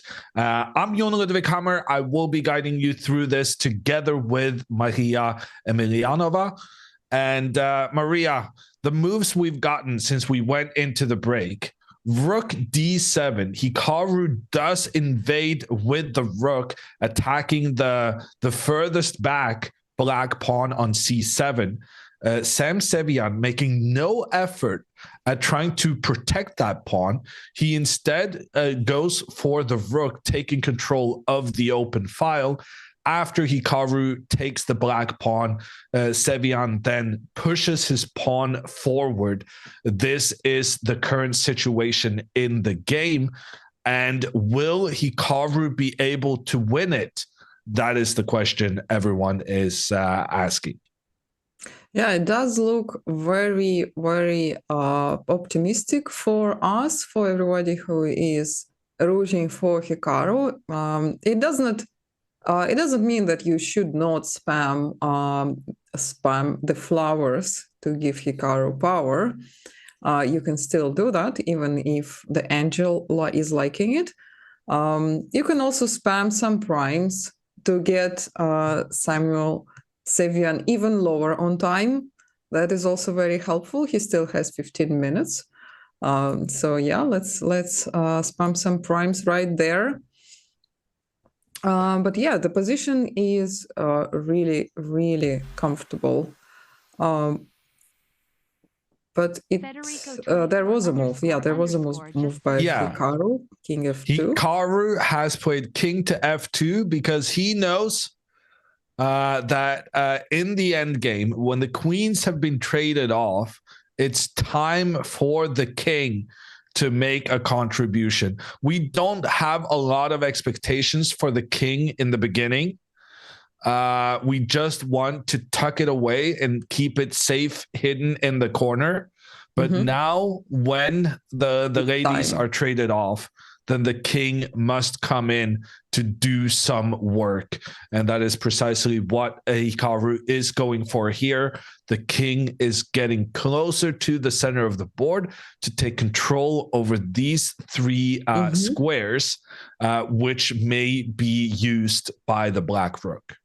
Yeah, indeed. Earlier we mentioned that before taking any pieces by a rook from c2, white should first protect the pawn on b2, and even more than just not losing the pawn, giving the opposing rook any counterplay can be very crucial for the opponent to get some drawing chances. So if it comes up to that, the king can protect the d file from being infiltrated by the black rook from d6. So quite often it can become a good idea to sacrifice a pawn, but to activate your rook, because rooks really like activity and open files, and they really enjoy to be in the back rank of the opponent's pieces. But right now, the white king does seem like it's getting to its position in time to prevent that said invasion. Because if Sam Sevian right now tries to come with his rook over, then Hikaru will be able to capture a black pawn at the same time. And not only capturing a pawn, but making threats against three others at the same time thereafter. So things are looking good for Hikaru. Right now, he's just improving the positioning of his pieces. He'll probably want to get his king to this e2 square. Then he'll start pushing his pawns up on the right side of the board. And then after he's done all the obvious improving of the situation, then he'll start to think, about what to do next. Yeah, and Hikaru has this one of the rare positions where you can do pretty much anything. You can move all of your pieces. You can put your king anywhere you want. Your opponent has no moves, no good moves. He cannot improve anything. The one piece that he could have improved is the king on g8, but even if he moves it all the way to d8, then white simply captures on f7. So, in fact, the king has a job of protecting on f7. The rook has a job of protecting on c6, and this other rook has a job of attacking. Let's make that in red on b2. So all of these black pieces has like one specific task to do, and they cannot abandon their current position because then they would give up on their assigned task. As such, Sam Sevian is just sitting and waiting. He now moved his rook one step back. On the next move, I would not be surprised if he just went back and forth, because he has no way of improving his position. Is a2 to a4 bad? I don't think it's bad, but it's probably unnecessary because the pawn on b2 won't be able to defend the pawn on a4 easily, since the pawn on c4. Well, first of all, we don't want to trade any of those pawns. Yeah, Black pawns are so the bad. key. Yeah. They're so bad. We don't want to trade any of our pawns for those pawns unless we are winning something together with it. And this is also a nice general rule for the endgame, that when you're defending in an endgame, you want to trade as many pawns as possible, because the fewer pawns, the bigger the likelihood of it ending in a draw, with no pawns being able to become new queens.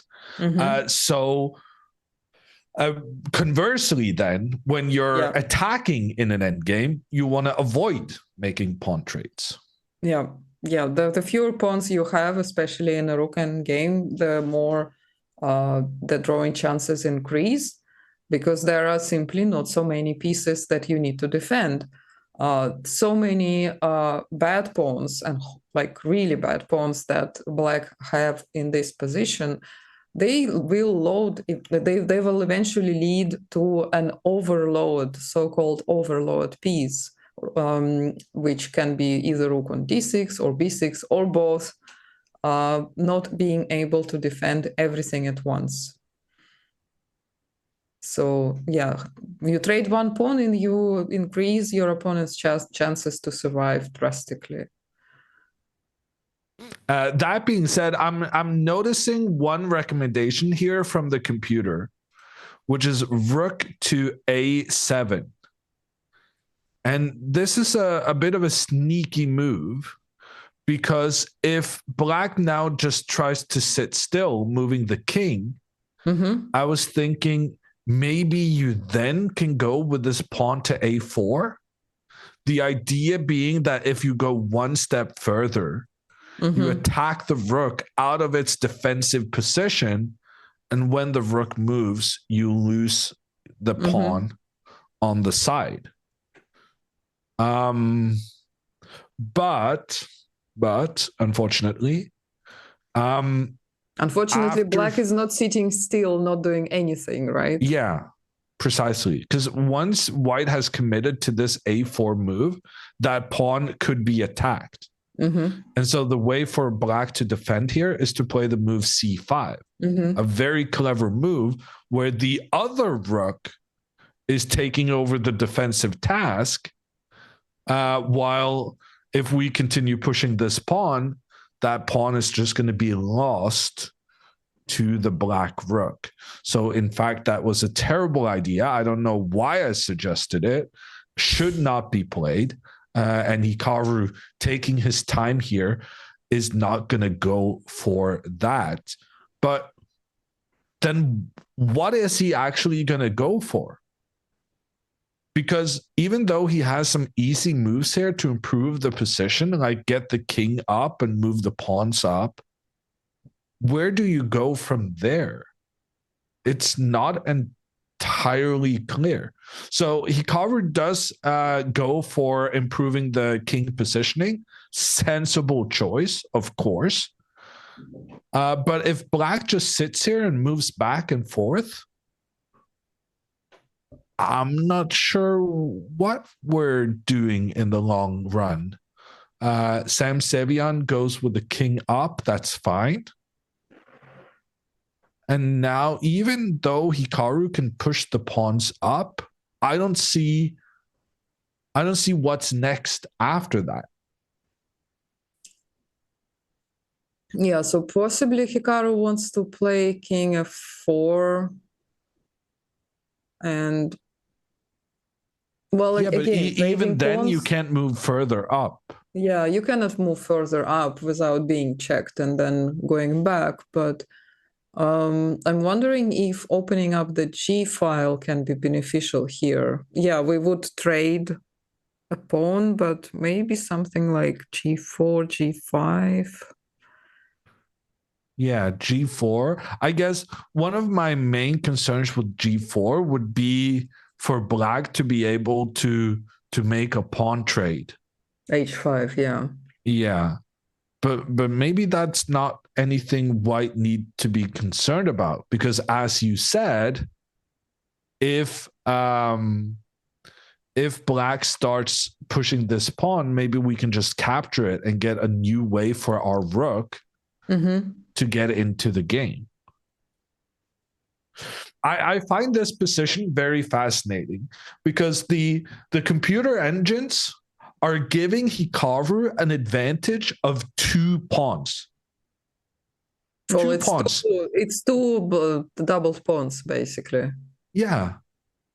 And like, how is it giving Hikaru such a big advantage despite on the board actually not being up anything? And I'm having difficulty with it because it's not clear to me what white's plan should be moving forward. Actually,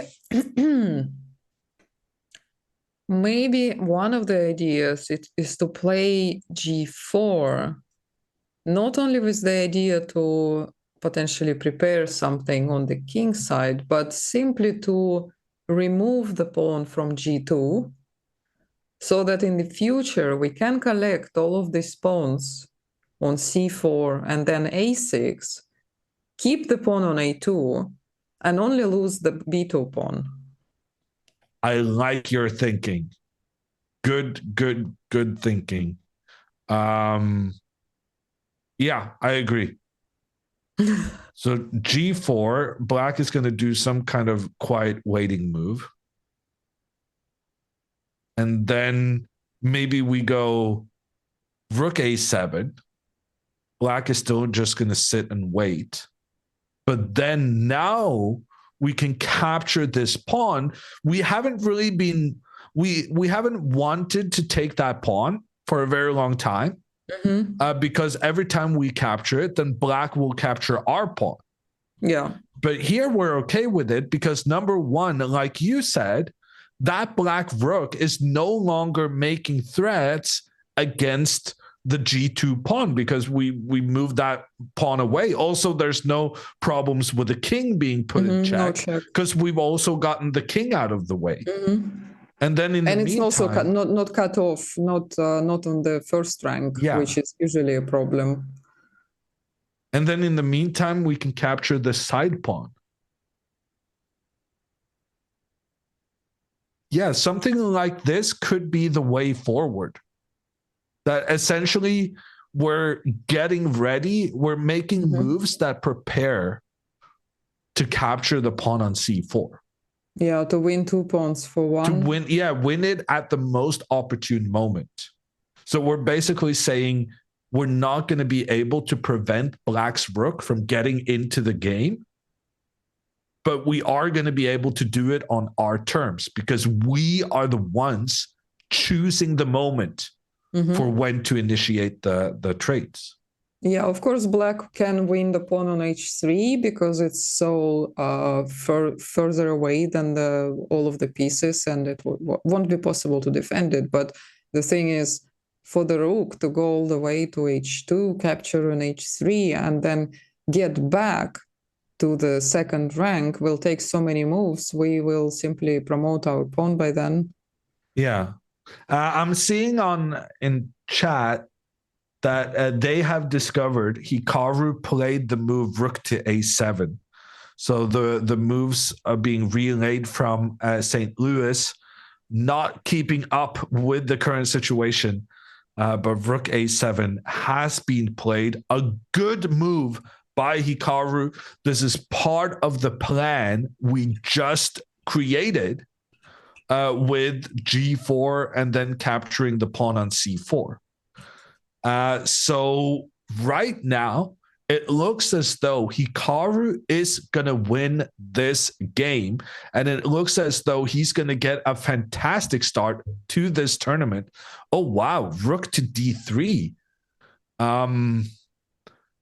Sam Sevian going on the attack, putting pressure on the white king. Why are we giving this check? Can the king safely move away? Maybe if the king moves away, Sevian is going to play rook to d4, and he's going to keep the pawn on c4 protected. Yeah, and then if we try to attack the rook, the check will follow again.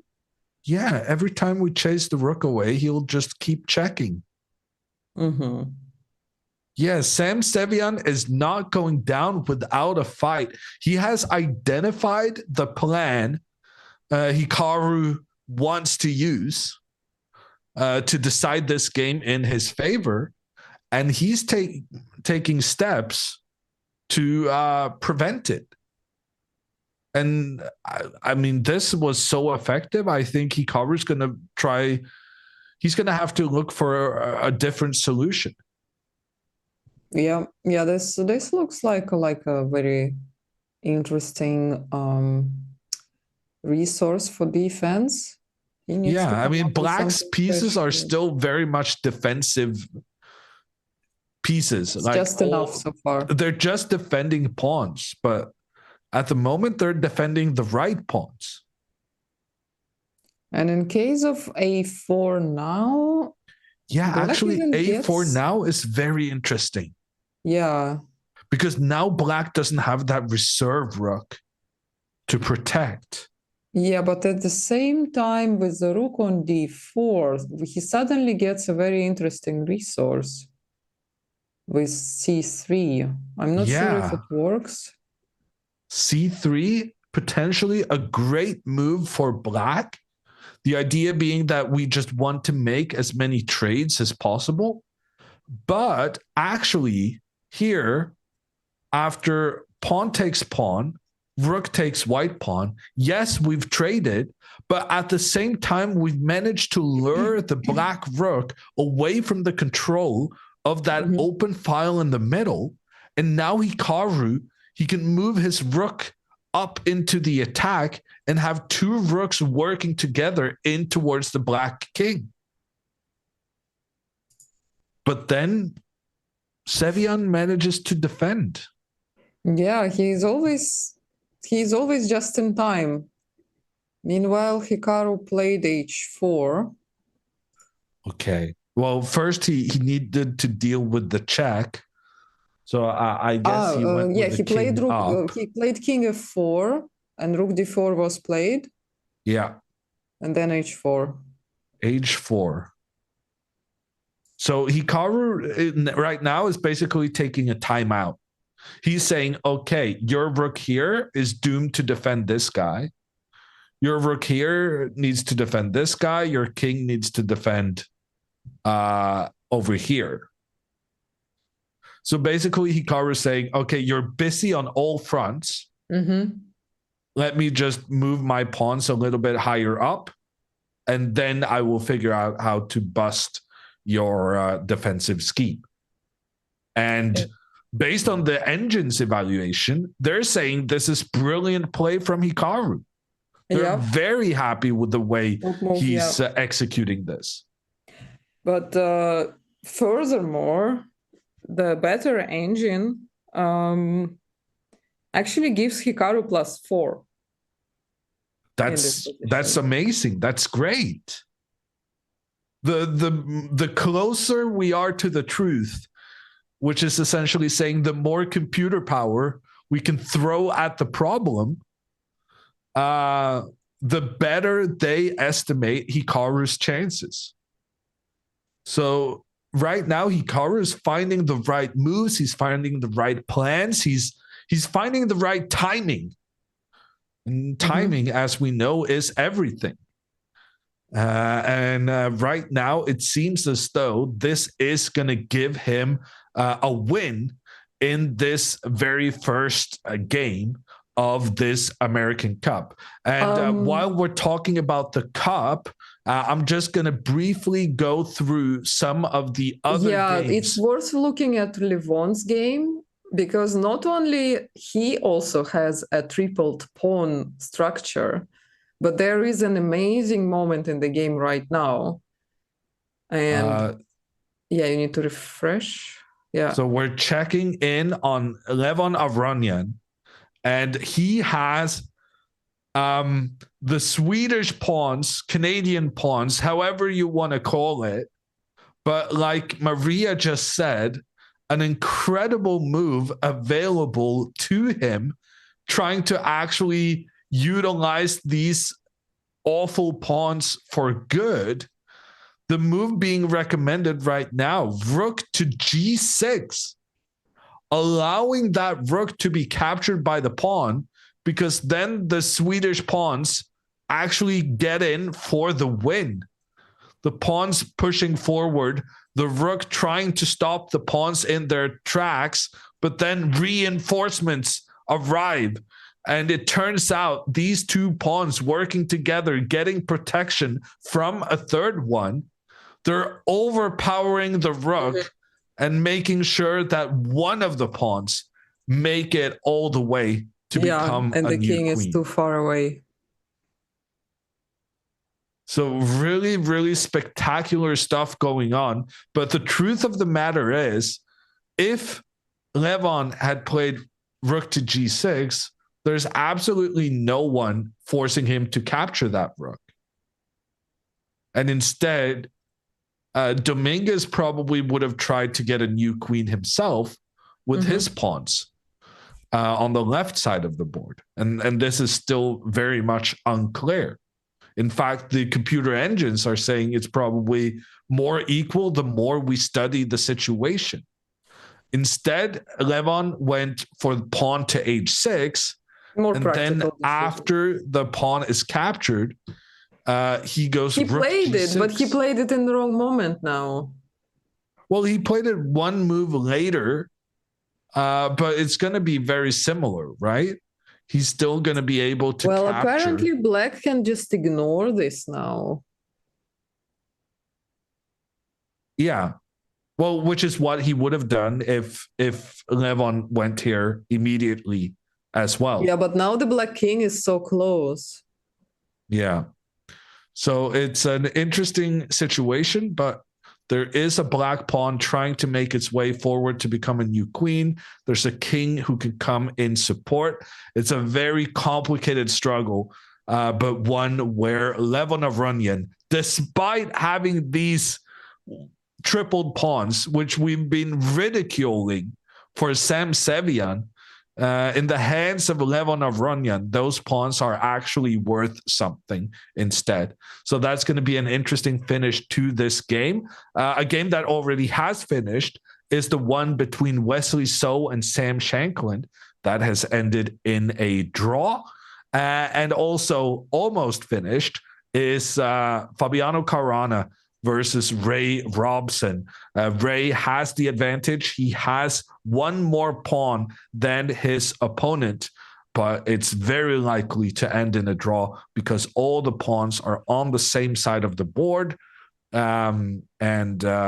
there's not that many left. So that is a quick review of the other matches going on. The most exciting stuff happening between Aronian and Dominguez. And it's worth noting that the winner between Aronian and Dominguez will be Hikaru's opponent in the next round.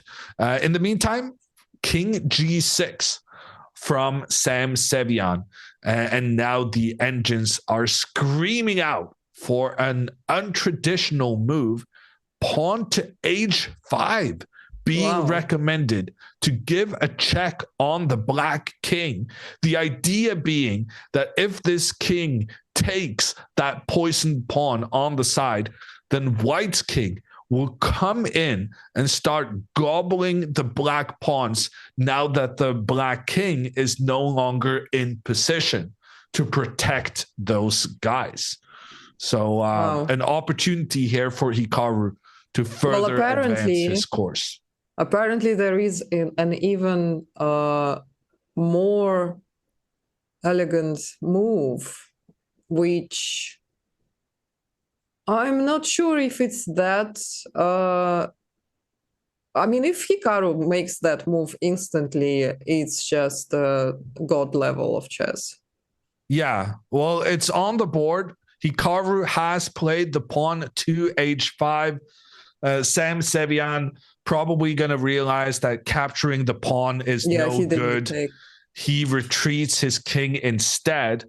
But now Hikaru has another brilliant move.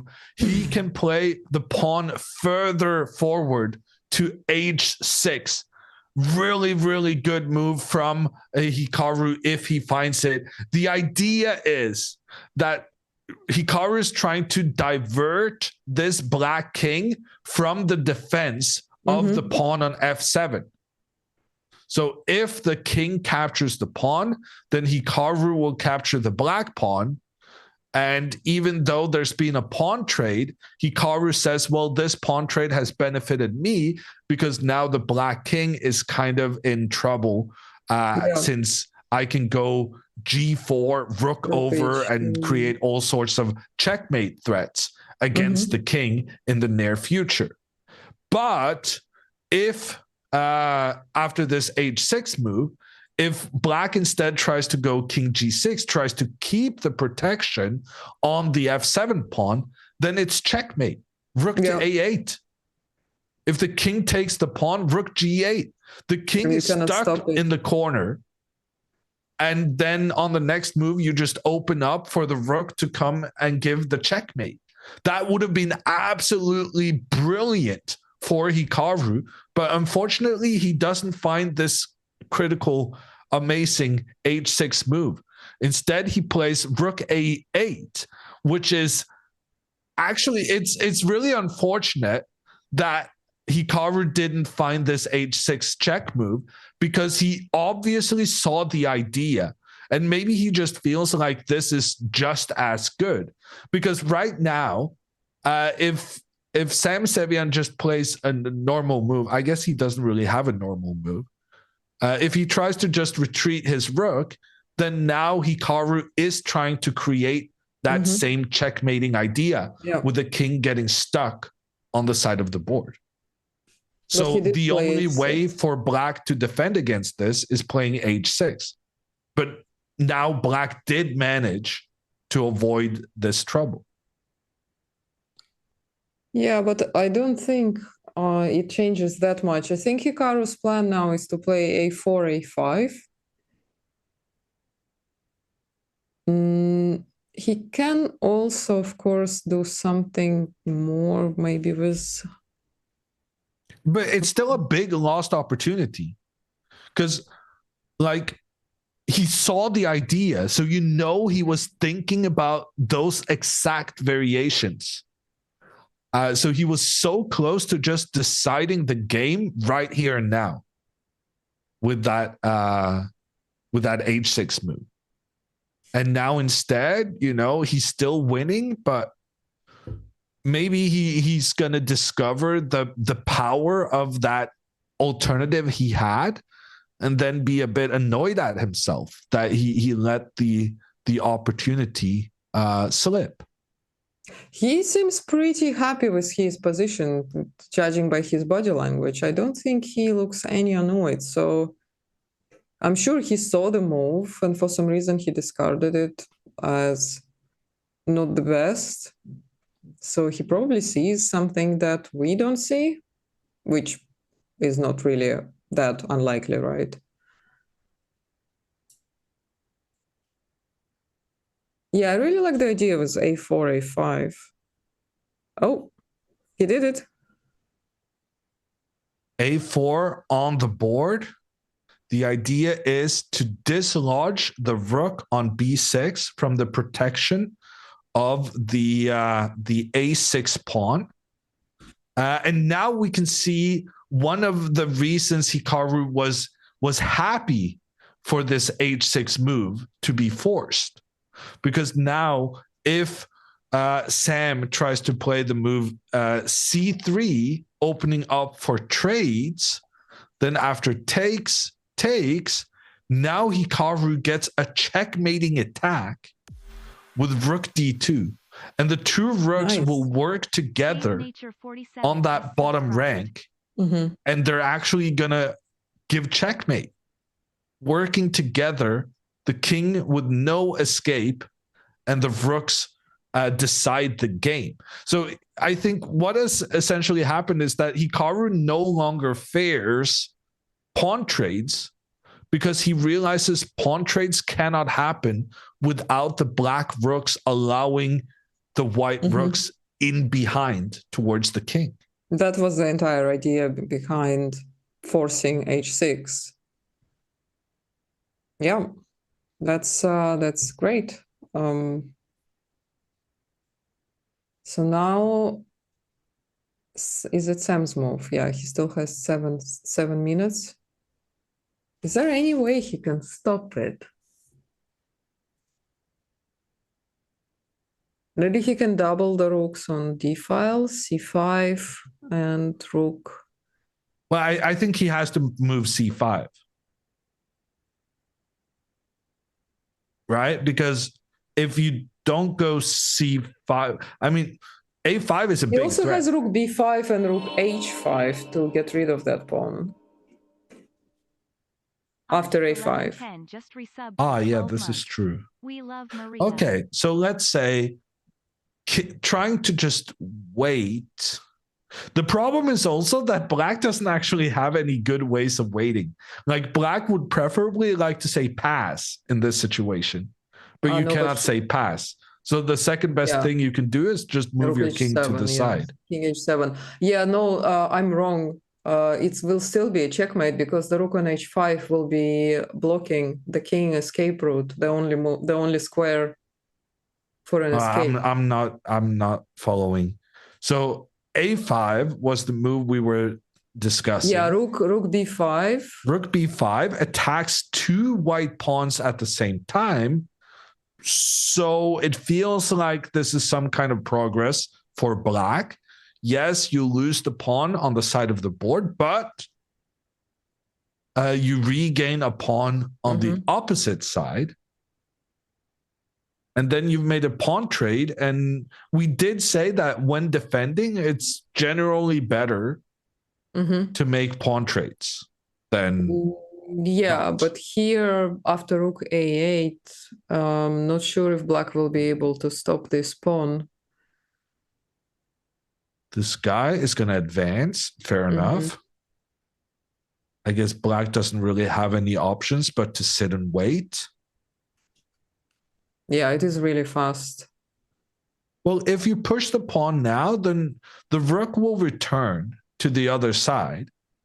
And it's not really clear to me how this pawn is becoming a new queen, because this is such a classic situation when you have the rook in front of the pawn trying to protect the pawn on its way forward.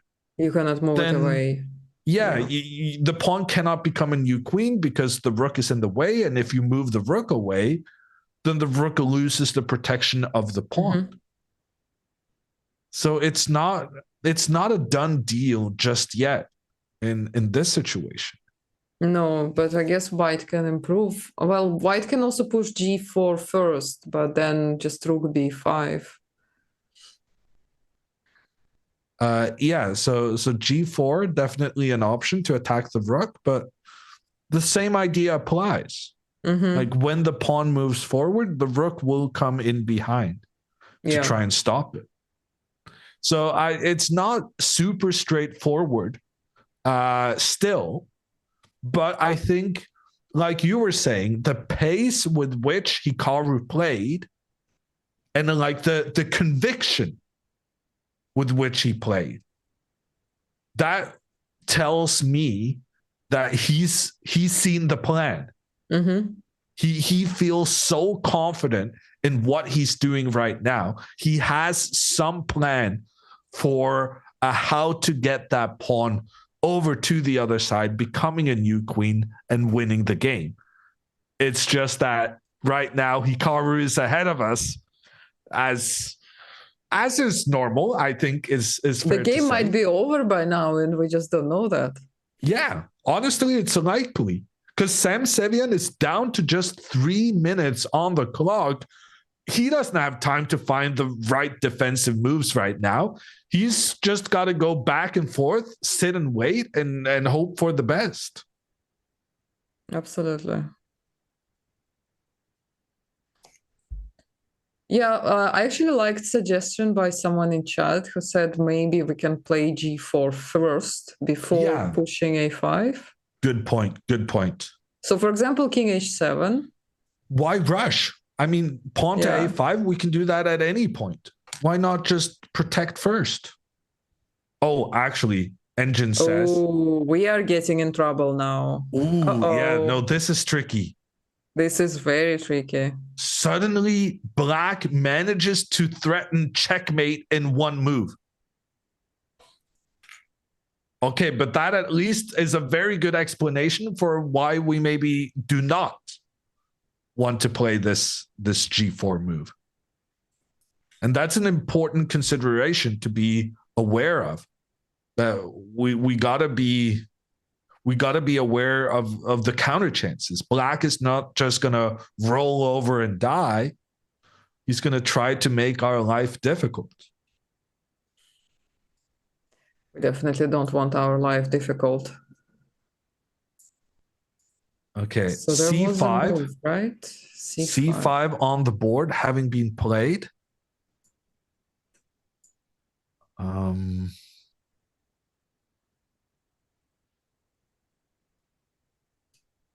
Yeah, why was this not a thing? So now if the rook comes to attack the c5 pawn, then the black rook will attack the white pawn. And we're not really making any progress here.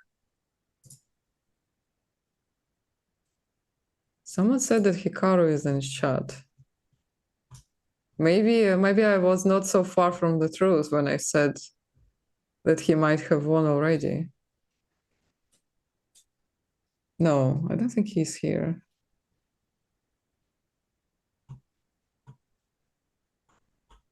Did somebody see Hikaru? Chat is trolling, right? I wouldn't put it past them.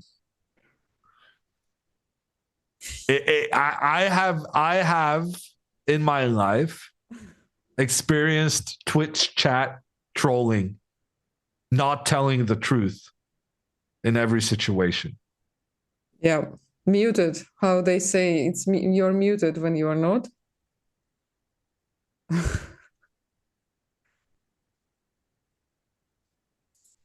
Twitch chat lying? Never happens. What a thing. No, yeah, no. How can we even suggest such an atrocity? Never, ever.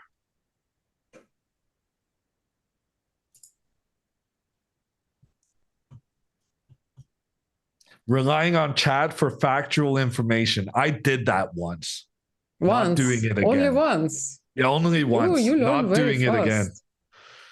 I guess that's why you're a grandmaster and I'm not.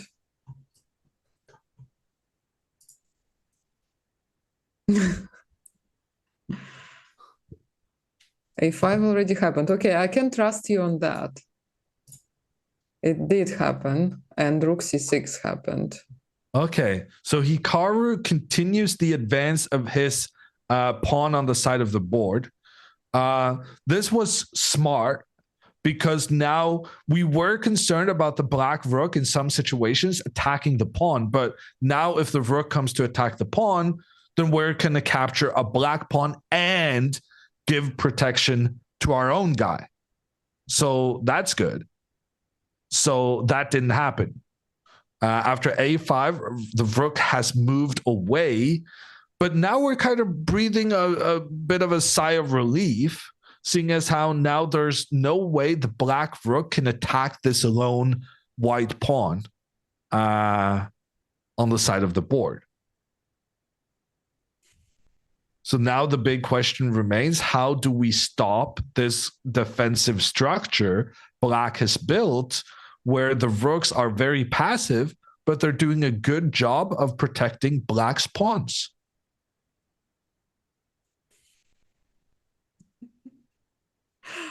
Well done there. Now all of the trolls are jailed. Well, if you want to continue trolling, you will have to subscribe.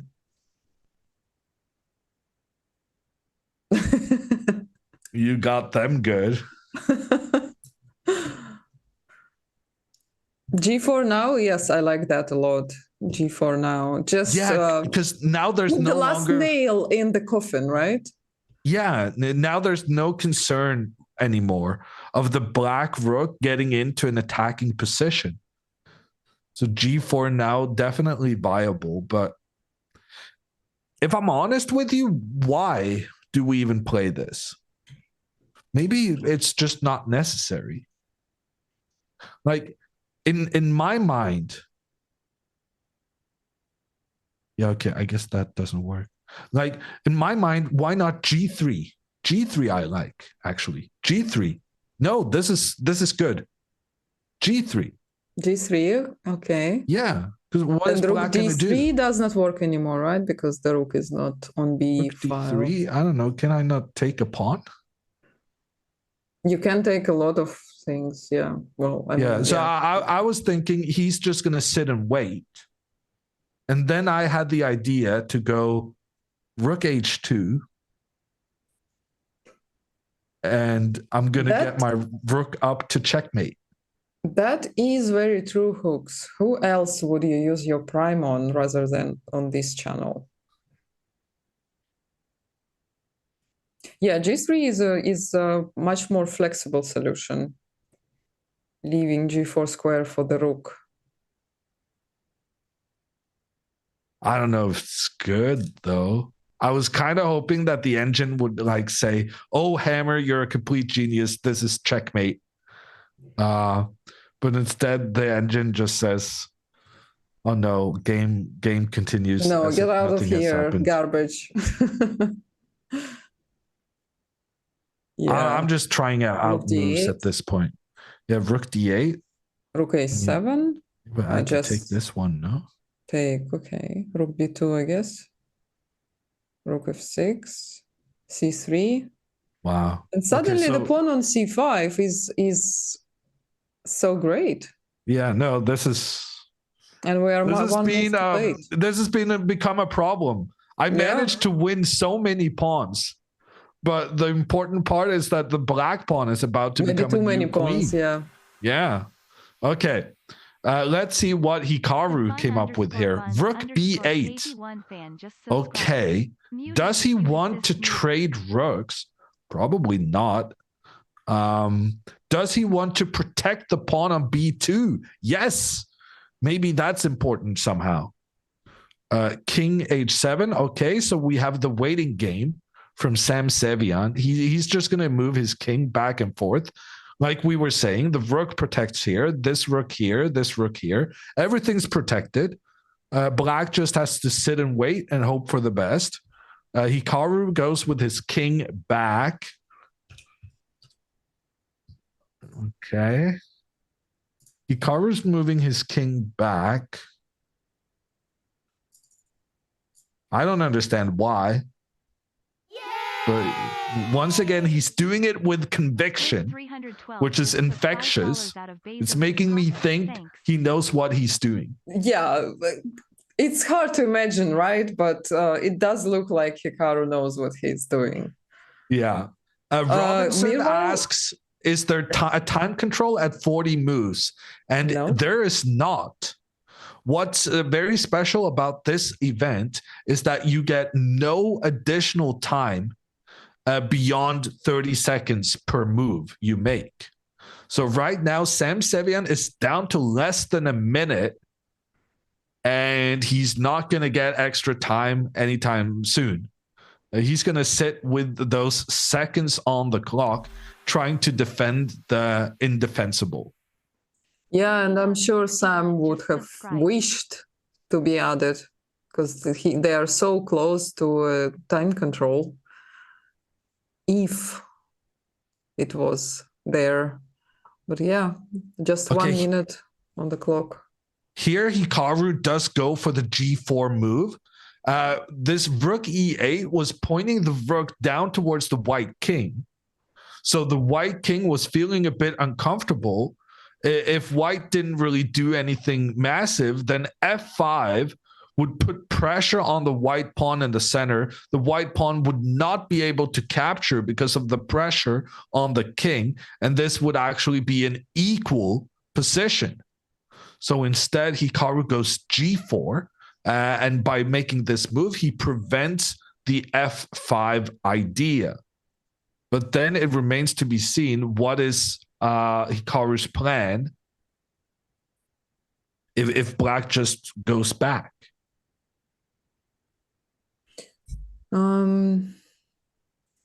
Yeah, that's a good point. Could he do something maybe like rook? No. Trading the pawn on b3 is probably not the best idea. We already mentioned it. Yeah, so if rook c6, maybe just trade the rooks, rook d2. Rook c6, rook d2? I mean, I agree that if we make the trade, then white is doing very, very well. Yeah, the king is going to go and go. But what if the rook comes to protect and also attack? Are we really going to undouble black's pawns and let them advance forward, trying to become new queens? Rook c8, how do you see them? Maybe we are. Because there's no way of defending that pawn. And this is actually what happened. Rook c6, Sam Sevian returned to his position, and now rook d2 from Hikaru Nakamura. Hikaru is letting black off the hook with these two doubled pawns. Hikaru is going to undouble the pawns on black's behalf. The only problem is that even after they're undoubled, they're going to drop off. Hikaru is going to make the trades he needs to make in order to win one of the pawns. And then when he gets that extra pawn, he's going to use it to win the game. Rook c7 from Sam Sevian doesn't really change much. There's one idea here, though, that if you trade, then there's no way for the rook now to attack the c pawn. So what Hikaru is going to do here, I thought he was going to go king d1. Instead, he's gone rook b6, also very good move, attacking the pawn on a6. Now Sam Sevian goes for the attack on the white rook. And the way for Hikaru to decide this in his favor is to go for the trade. Every bone in my being wants to avoid this trade between the rooks because I really don't like allowing the black pawns to be next to each other instead of standing in each other's way. Yeah, but as strange as it looks, even if they push d3 with a check, it's not a problem because the king here becomes such a powerful piece, stopping both pawns. With king d2, they simply lose both pawns eventually. And the black king is such a passive piece, with the pawns being still really bad. Even if everything is straight on the queen side, the resignation will follow shortly after, because this pawn endgame will be lost instantly. Yeah, fascinating how we've gone from the pawns being black's massive problem, and the pawns are kind of still the problem, but indirectly. Because now the black king is super bad because the king has to sit in the corner and protect all of those weak pawns. So right now, this game is being decided on the difference of how the king is contributing in the game, but the black king wouldn't be this bad if the pawns hadn't been bad first. It all followed one from the other, yeah. Very stylish play from Hikaru. And you see that he's taking his time on this decision, but that's because this is the big one. It feels wrong to go for the trade, but at the same time, if you make the trade, you can win the pawn on the side of the board afterwards. And so Hikaru is just double checking his calculations, and it's fair to assume that he's going to make the right decision and go for the trade that's being recommended. Yeah, it does feel really unnatural to allow this to happen, but the situation on the board is very concrete, and you cannot really rely on principles or your feelings. You have to precisely calculate every single option, and that's why he has all this time which he gathered up from the beginning of the game, and now he can spend just enough time to calculate everything. And yeah, the question was why Sam is not losing on time yet, because after each move, he has 30 seconds added on his clock. So basically, he is living off the increment of only half a minute allowed per move.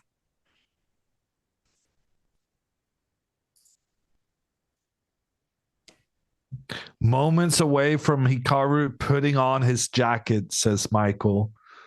That's the telltale sign that he's calculated it all and is ready for the finish. But it hasn't happened just yet. He's still double checking whether or not the paradoxical rook takes rook, allowing the black pawns to be nice and working together next to each other, pretty far advanced on the board. He doesn't want to make this trade without being 100% sure that he's going to win the ensuing endgame.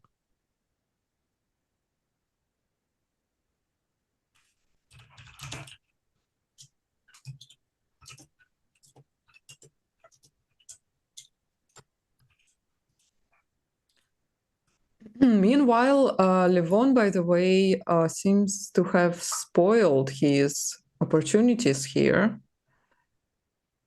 Yeah, I'm just going to take this moment, Maria, because Hikaru did indeed make the trade.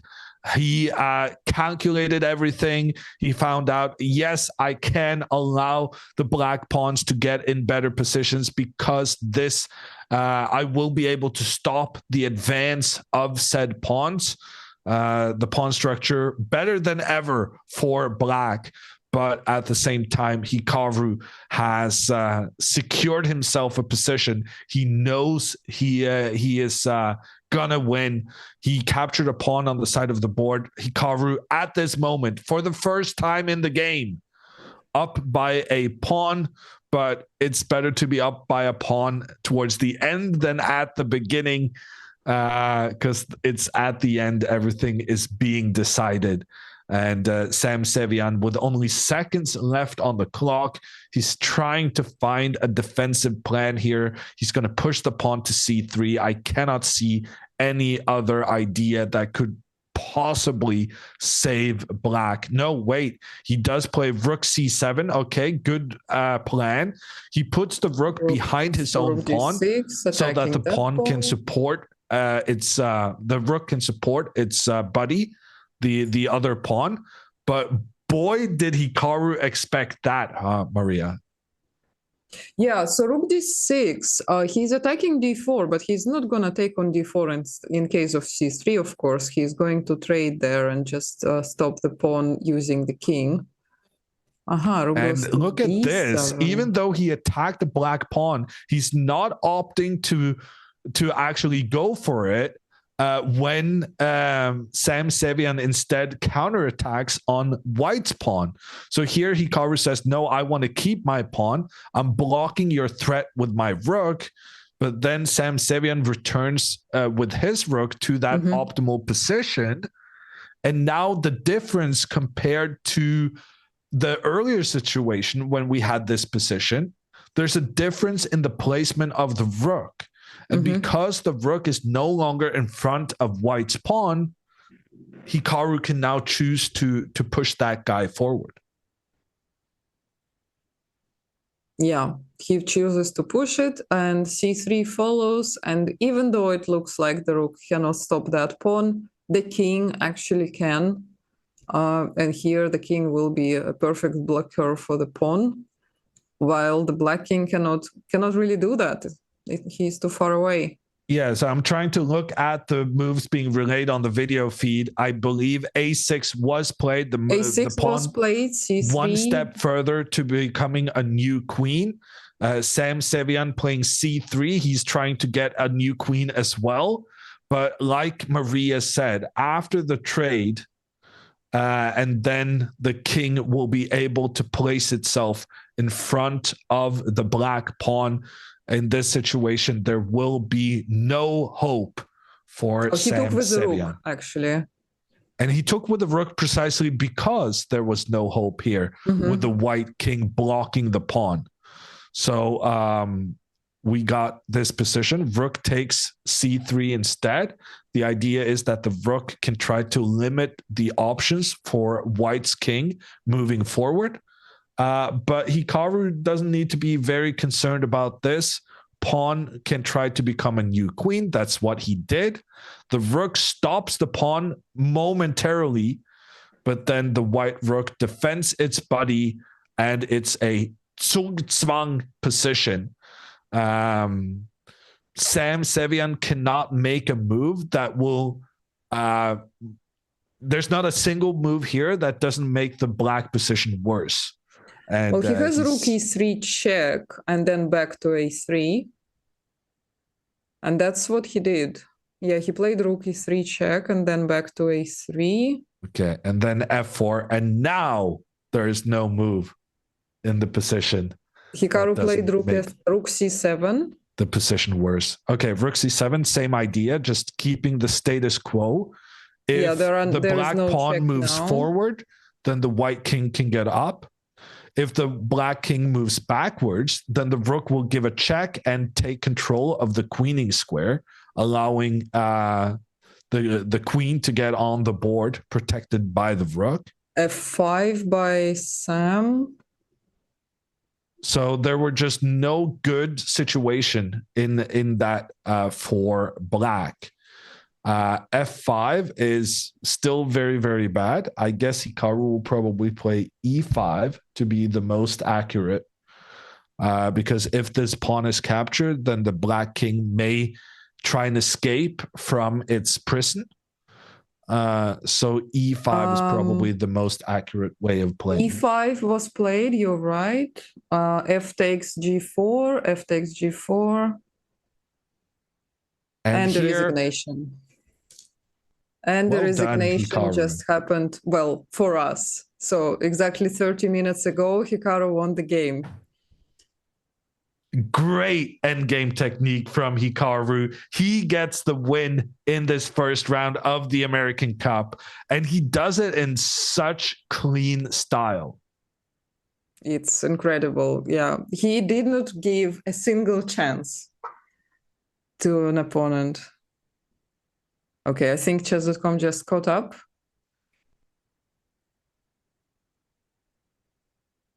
So let's replay these final moves once again. Yeah.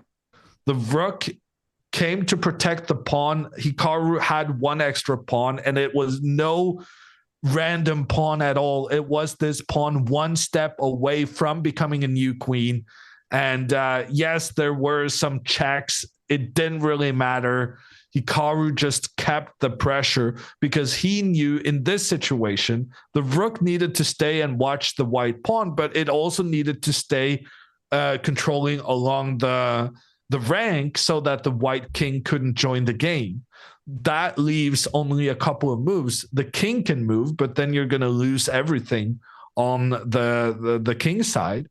And the final attempt from Sam Sevian was to give up another pawn to create an escape square for the king. And Hikaru said, no, you're not getting out. I'm taking control of that escape with my pawn. And Sam Sevian was just completely tied up on all fronts. Hikaru was about to go get a new queen in the center. He's about to get a new queen on the side. Very, very nice play from Hikaru to win this game. Yeah, incredible. And the most impressive thing is that I cannot really tell where Sam made a mistake in the entire game. There was no real blunders there. I agree. I mean, things were decided at this juncture. Like there was some pressure, some captures, something was going on.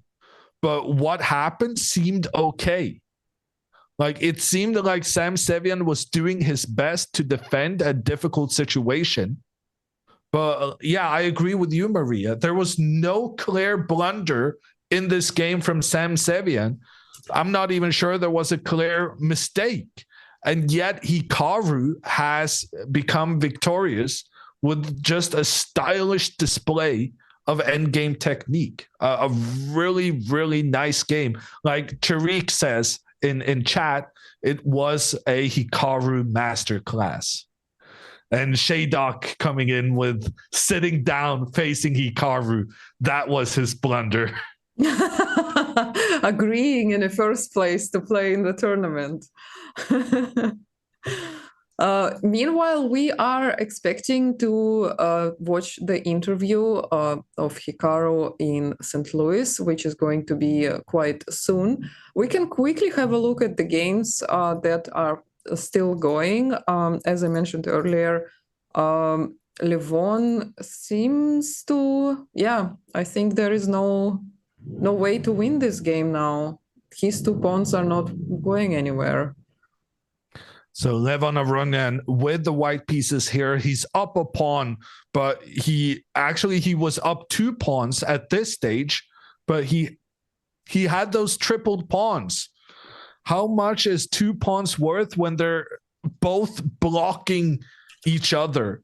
And Lenier Dominguez right now doing his best to stay in this game. It's still a complicated struggle because black has to be a little bit careful. If you capture another white pawn, then the white king will capture the most dangerous black pawn, and then white actually will win this game. So accuracy still required. Both players are down to 5 minutes on the clock. So this one is going down to the wire. Also happening in this American Cup tournament, it's Fabiano Caruana with a pawn down. Caruana seated as number 2 in this field behind Hikaru. He is naturally someone expects a lot from, and whether he can become the big challenger for Hikaru taking down the trophy. But right now, Caruana having more than enough just trying to survive being down a pawn against Ray Robson. Yeah. It's actually worth mentioning that Levon, had he played rook g6, a move earlier when we mentioned, it possibly was a winning move. But when he played rook g6 on move 44, turns out the black king being just one square closer to the pawn on b2 was the decisive moment here. So it only shows once more how important it is to learn your endgames, whether it's rook endgame or pawn endgame. All of the endgames are sometimes just the decider of the game, and just a small advantage can be converted into a win, like Hikaru showed, and how Levon could not show in this round.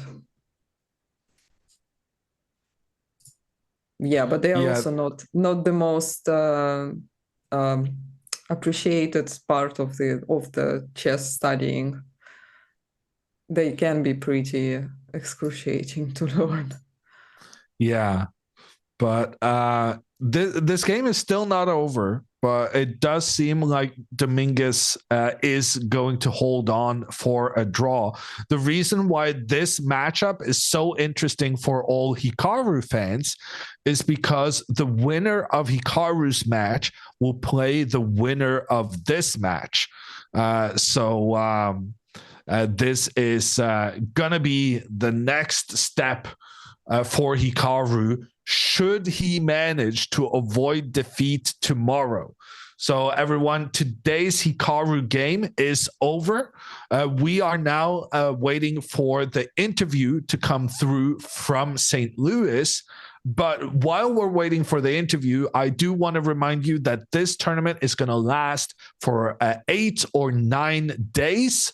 That means every single day now, this next week, you can look forward to watching Hikaru at the American Cup, a knockout tournament with an extra life if you lose your match, which means it's a double elimination format. Yeah, and not only Hikaru, you can also watch your in-house host, Jon Ludwig Hammer, commentating almost all of the games. I believe only except for one round you will be here, and I will be here some of the days, also replaced by Fiona, and we also will have Grandmaster Benjamin Bok here with us as well. And also congratulations to Hikaru, not only to winning the game, but also to moving up to the 5th place in the world in the ratings list, which of course we all know he doesn't care. It's just the rating. But it's still really nice to know that streamers can be top players in the world. And while we're waiting for the interview Hikaru did in St. Louis, we are going to be able to catch the end of this Dominguez-Avronyan match. And right now, it does seem as though Avronyan doesn't really have anything to do. Dominguez is just going to keep his king close to the white pawn. And yeah, Avronyan needs to keep his rook defending the pawn, but that means that the rook cannot do attacking plans. And that's about it. It's going to be a draw. There's nothing Avronyan can do to shake the balance. Mm-hmm. And Dominguez therefore has succeeded in defending what was a difficult situation earlier on. Yeah, it only shows once again how important is the king in the endgame as an active piece. If his king was not as far close to the pawn on b2, then the white rook did not have to protect the pawn on b2. And once it's on g7 and takes on h7, it's over. But he doesn't have time because Black King immediately snatches b2 and a3 and goes for his own queen promotion. Yeah, I think it will be a couple of moves and they will. They cannot agree on the draw. They can only repeat the moves, right? Even this is quite rare in chess, actually, to have a forbidden draw offer at any point of the game, even after move 40. So even here, in order to agree for a draw, they have to actually repeat the moves. Or play until the bear kings, which is also one of the options. Yeah. But right now, I guess with the rook going back and forth, well, the kings going back and forth, they can create a repetition of moves if they so choose. Yeah. Yeah, once the trade happened, now they probably, yeah, rook d2, rook f2. And king b3, a2. And even then they have to call the arbiter. Yeah, but I think the arbiter will agree that this has been I'm sure a well-fought the arbiter paid game. attention. Yeah, so that means that we might see a tie break if tomorrow's game also enters and ends in a draw. Then this match would go into tiebreak, which will only be in favor of Hikaru if he finishes his match without an extra overtime. Yeah. Ronan is still trying to go for the win despite only having 1 minute and 30 seconds left on the clock.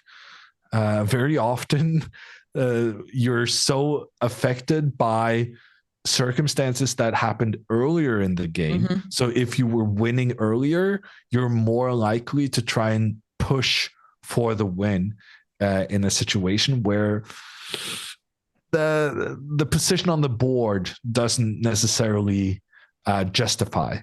Yeah, it's harder to let go when you almost had it in your hands. It's harder to let go later, and it can actually lead even the stronger players to enter an unfavorable position just because they want to prove that they can win it while they don't have any resources left.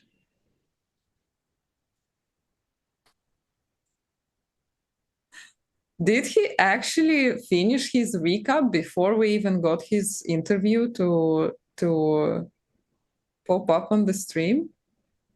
Well, they need to upload it, so I don't think if if the internet worked that things could be uploaded in a second, then I think the recap, Hikaru's recap, would be Hikaru is available. doing his recap right now, but we are waiting for his interview on the stream.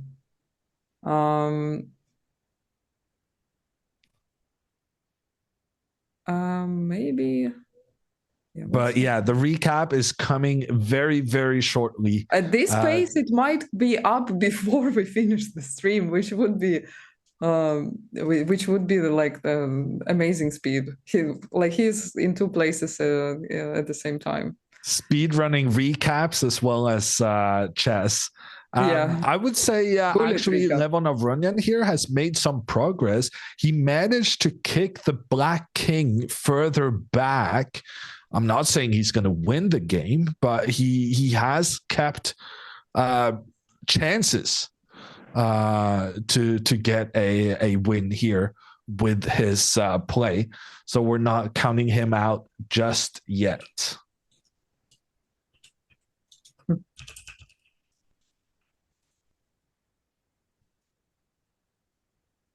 Yeah, it will be really, really great to see, like, we can start his recap on stream.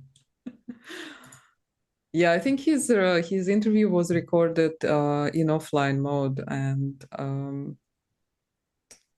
they possibly are waiting for the game of Levon to be finished. Yeah.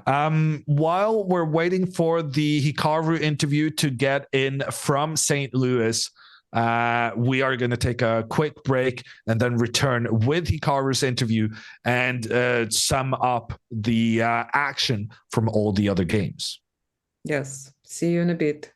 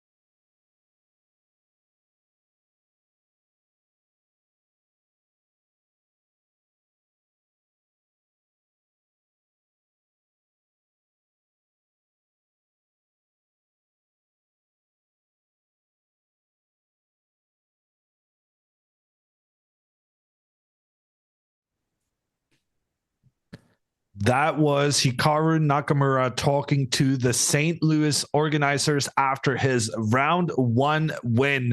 And right now it's looking as though Hikaru will be the only victor on this first day. On the screen right now, the game between Levon Avronian and Linear Dominguez. The winner of this matchup will be Hikaru's opponent in the next round. And right now, it does seem as though this game is going to end in a draw. Levon Avronian is the one trying to win the game. But right now, the very clever move, king to f6, will end in a draw. The idea being that after rook takes d5, Dominguez will be able to get his rook, give a check on the king, and then get his rook over to the other side, creating a counterattack on White's pawns. Instead, Dominguez actually here chooses to take the black pawn. We spoke about it in Hikaru's game, that in general, it's nice to eliminate as many of the opponent's pawns as possible. But here there was a more clever method. The reasoning being that now after rook takes d5, Levon Avronian will both give a check on the king while also creating an attack on black's pawn. So Levon Avronian will once again be up by a pawn in this game, but he's probably not going to win anyway, as there are simply too few pawns remaining on the board to get a new queen convincingly. Yeah, this is heading towards a draw, unfortunately for Levon, but that will keep the match even more entertaining for us tomorrow, as we will return, at least I will return with the second game of Hikaru against Sam Sevian. He's playing the same opponent again, since it's a double elimination bracket. All of them are playing each of the opponent twice in a classical game, and if it ends in a draw, then they are playing an additional playoff match on the next day. On that note, we are going to say goodbye for today.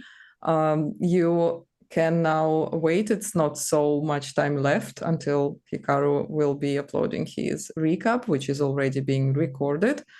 And yeah, thank you for watching today with this really incredible game where Hikaru showed his best skills in the endgame, in the endgame play, beating Samuel Sevian in a really nice manner.